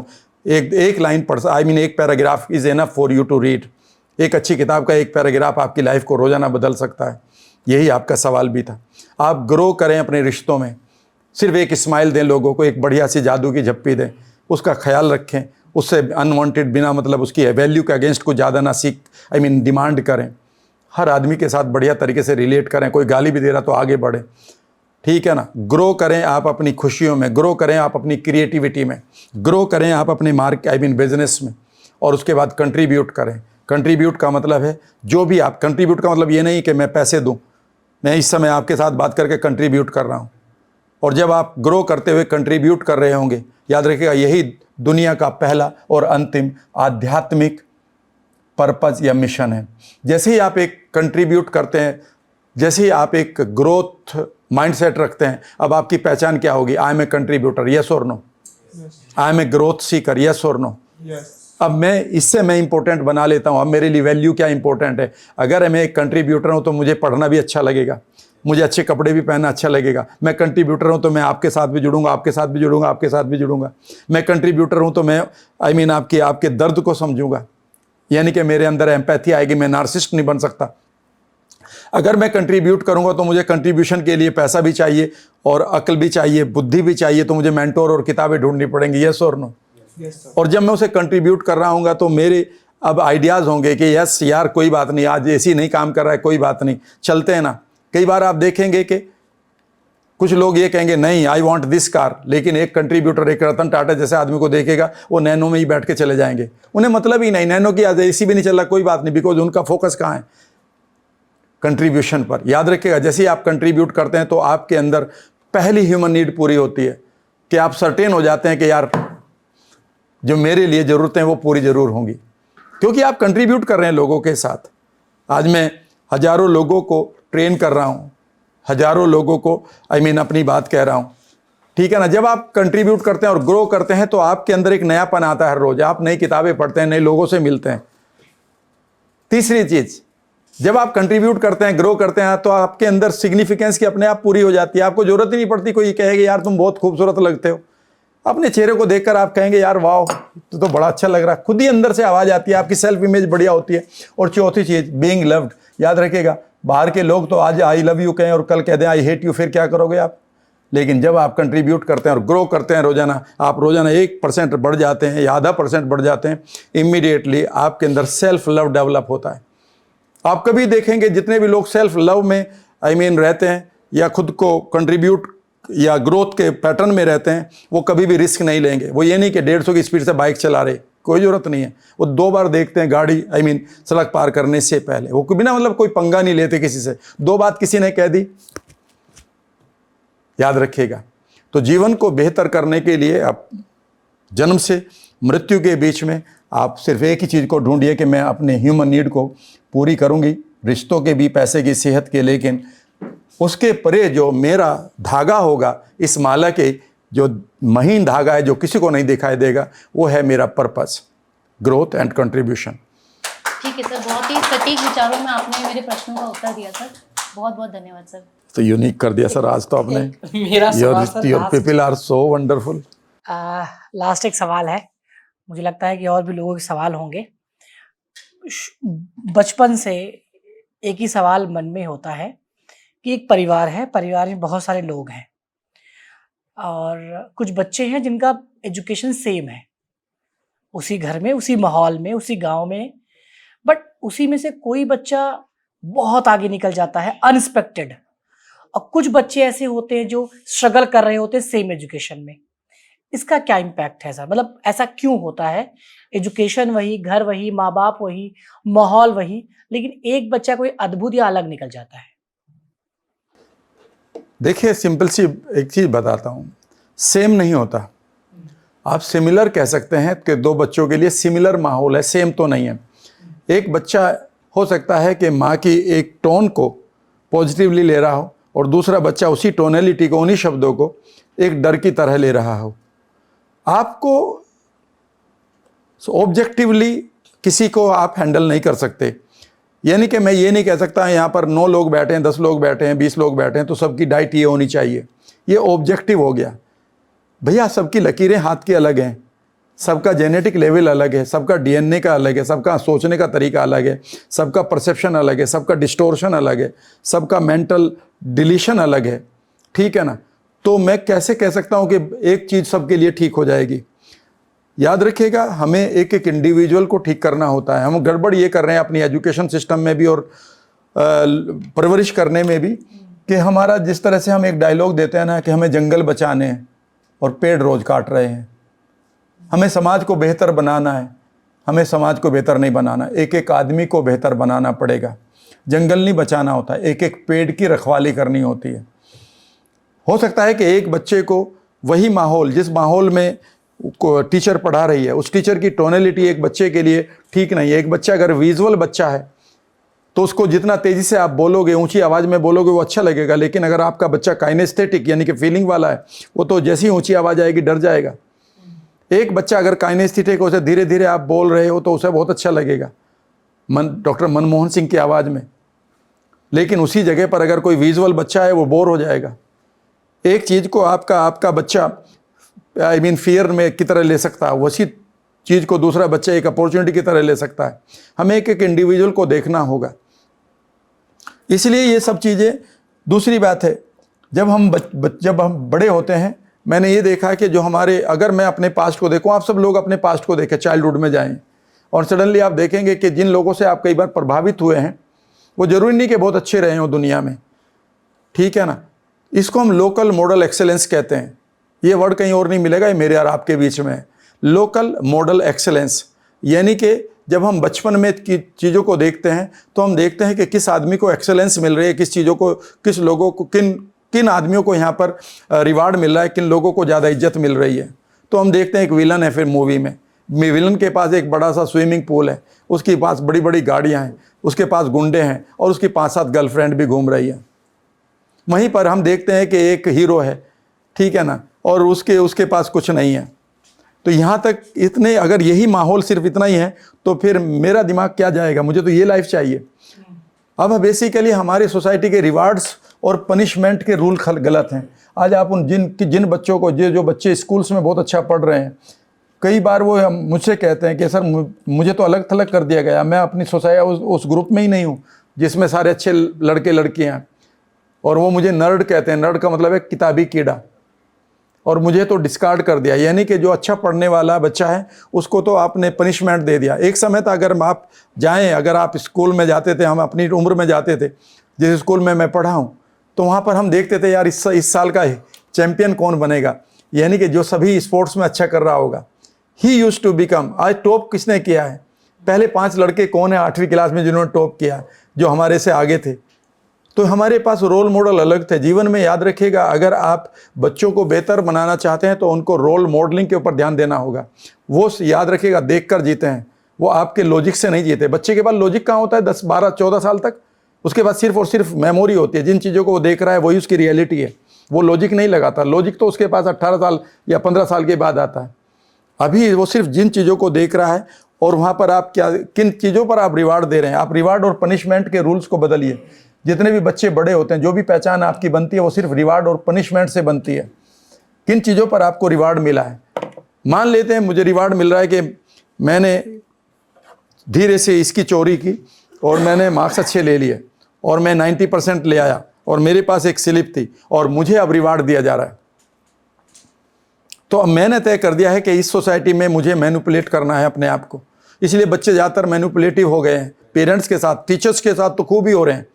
वो एकदम से ऐसा बहाना बनाना जानते हैं कि वो, बिकॉज उनकी गलती नहीं है, उसमें ज़रा सी भी गलती है। कई बार पेरेंट्स मेरे पास आते हैं, सर हमारे बच्चों की काउंसलिंग कर दो। मैंने कहा बच्चों की ज़रूरत नहीं, आपकी काउंसलिंग होगी और आपके टीचर की। उन दोनों को ले आना, मैं बच्चे को ठीक कर दूंगा। बच्चा बिल्कुल ठीक है, उसने तो आपको देखा है। कई बार मैं आपसे एक सवाल पूछता हूँ, मजाक की बात लगेगी और मैं हर बार कई पॉडकास्ट में कह दिया है, आपके बच्चे ने जब पैदा हुआ था डिमांड की थी कि आपके घर में 21 इंची LCD LED होना चाहिए? नहीं कही थी ना। याद रखिएगा, वो आपके साथ खेलना चाहता था लेकिन आपके पास समय नहीं था और आपने एक एलईडी दे दिया। और उस एलईडी में क्या देख रहा है कि एक खन्ना साहब है, उसकी 5 गर्लफ्रेंड है और मिसिस खन्ना के 5 बॉयफ्रेंड हैं, और वहाँ पर उसको एक्सेलेंस मिल रही है क्योंकि मिसिस खन्ना और मिस्टर खन्ना की अपनी एक खूबसूरत लाइफ दिखाई दे रही। आपका बच्चा देख रहा है और वो फिर आपकी तरफ देखता है, ये कौन आ गया, ये तो बिल्कुल जो जीवन मैं चाहता हूँ उसमें तो ये मिसफिट है। वो आपके साथ कैसे रिलेट कर लेगा वो बच्चा, समझने की कोशिश करिएगा। पहले क्या था, आपके पास ये रेफरेंस नहीं थे, वहाँ पर दादी की कहानियाँ थी, नानी की कहानियाँ थी। कई बार मदर्स कहती है हमारे बच्चे की काउंसलिंग कर दो। मैंने कहा आपकी होगी, पहले ये बताओ कितनी कहानियाँ बच्चों के लिए याद कर रखी है आपने, है कोई कहानी आपके पास सुनाने के लिए? नहीं। आप ये मानते हैं कि सिर्फ न्यूटन के लॉ और पाइथागोरस की परमें पढ़कर या थ्योरम पढ़कर बच्चे आपके इंटेलिजेंट हो जाएंगे? बिल्कुल, अपने सब्जेक्ट में इंटेलिजेंट हो जाएंगे, पर जीवन की जो उनको यात्रा करनी है उसमें वो फेल है। उन्हें ये नहीं पता कि रिलेट कैसे किया जाएगा, उन्हें हस्बैंड कैसे बनना है, फादर कैसे बनना, भाई कैसे बनना, बेटा कैसे बनना। ठीक है ना, आप एक अच्छे डॉक्टर हो सकते हैं पर ज़रूरी नहीं कि आप एक अच्छे इंसान भी हो। आप एक अच्छे बढ़ाई हो सकते हैं, ज़रूरी नहीं कि आप एक अच्छे इंसान भी हो। तो अच्छा इंसान बनना अलग चीज़ है, अच्छा प्रोफेशनल बनना अलग बात है। एक अच्छा प्रोफेशनल ज़रूरी नहीं कि अच्छा इंसान हो। Right sir. सो काफ़ी प्रोडक्टिव सेशन रहा सर, और बहुत सारे सवाल होंगे भी, बट हम इसको पार्ट 3 पार्ट 4 में लेंगे। एक लास्ट सर ये कि कौन कौन ऐसे लोग हैं जो आप तक आ सकते हैं आपके पास अपनी प्रॉब्लम रख के? स्टूडेंट, हस्बैंड वाइफ, या कोई ऐसा जो अपने बच्चों से परेशान हो, या तो जीवन को समझ ही नहीं पा रहा है, क्या ये सब आ सकते हैं या ये सब बीमारी है और सबको आना चाहिए? मैं तो ये कहता हूँ कि आपके पास जब आप पैदा हुए थे आपके पास एक बॉडी थी आपके पास जिसमें 60 ट्रिलियन सेल्स हैं, और इनको चलाने के लिए एक यहाँ पर आपका एक कंट्रोल सिस्टम है जिसका नाम है आपका सबकॉन्शियस, जहाँ पर 86 बिलियन न्यूरॉन या ब्रेन सेल्स हैं। और याद रखिएगा, ये ब्रेन सेल तय करेंगे कि आपकी बॉडी कैसे चलेगी और आपका धन कैसे आएगा, आपके रिश्ते कैसे चलेंगे, आप दुनिया में कैसे बढ़ेंगे। अब आपके ऊपर है कि कितने लोग इस सिस्टम की मास्टरी करना चाहते हैं, मैं ये सिखा रहा हूँ। ठीक है ना, और इसमें भी मैं ये कहता हूँ कि 3 दिन एक बार मेरा बूट कैंप फ्री में करिए, और उसके बाद मेरी जो 15 दिन की वर्कशॉप है उसमें भी 3 दिन बाद तक आप छोड़ सकते हैं, ताकि आपको मैं बता दूं कि इन 6 दिनों में मैं आपके अंदर बदलाव कर रहा हूँगा। तो ठीक है, याद रखिएगा आपकी जितनी भी बीमारियां हैं वो सारी की सारी साइकोसोमेटिक ऑटो इम्यून है, यानी कि आपके माइंड में चल रही हैं, बॉडी में दिखाई दे रही हैं। आपके पास आने वाला धन, दौलत, शोहरत, फेलियर, रिश्तों का टूटना, ये सब दिमाग में है, दिखाई बाहर दे रहा है। अगर आप बाहर की दुनिया को बदलना चाहते हैं तो फिर इंटरनल वर्ल्ड को बदलना होगा। इसी का नाम है NLP, सबकॉन्शियस रीइम्प्रिंटिंग, और NLP में भी एक नया लेवल 2.0। ग्रेट सर, और मैं लिंक डिस्क्रिप्शन में दे दूंगा। 2 पॉडकास्ट आपके साथ हो चुके हैं, और दोनों में लोगों ने खूब थैंक यू बोला है, यूनिवर्स को भी, आपको भी। और मुझे लगता है ये जो पॉडकास्ट है उनको 360 एक्सपीरियंस करवाएगा, क्योंकि ये सेशन ही हो गया पूरा, लाखों का सेशन फ्री में हो गया। जो अभी तक देख रहे हैं वीडियो वो कमेंट जरूर करेंगे कि आपका फेवरेट क्वेश्चन, आपका क्वेश्चन उसमें से कौन सा था, और नहीं था तो आप क्या पूछते अगर आप लाइव होते तो। सो मिलते हैं किसी और ऐसे फिजिकल सेशन में, तब के लिए खुश रहिए, और कोई भी डाउट है तो आप फ्री वाला बूट कैंप जरूर ज्वाइन कीजिए। धन्यवाद। Most welcome. Thank you very much.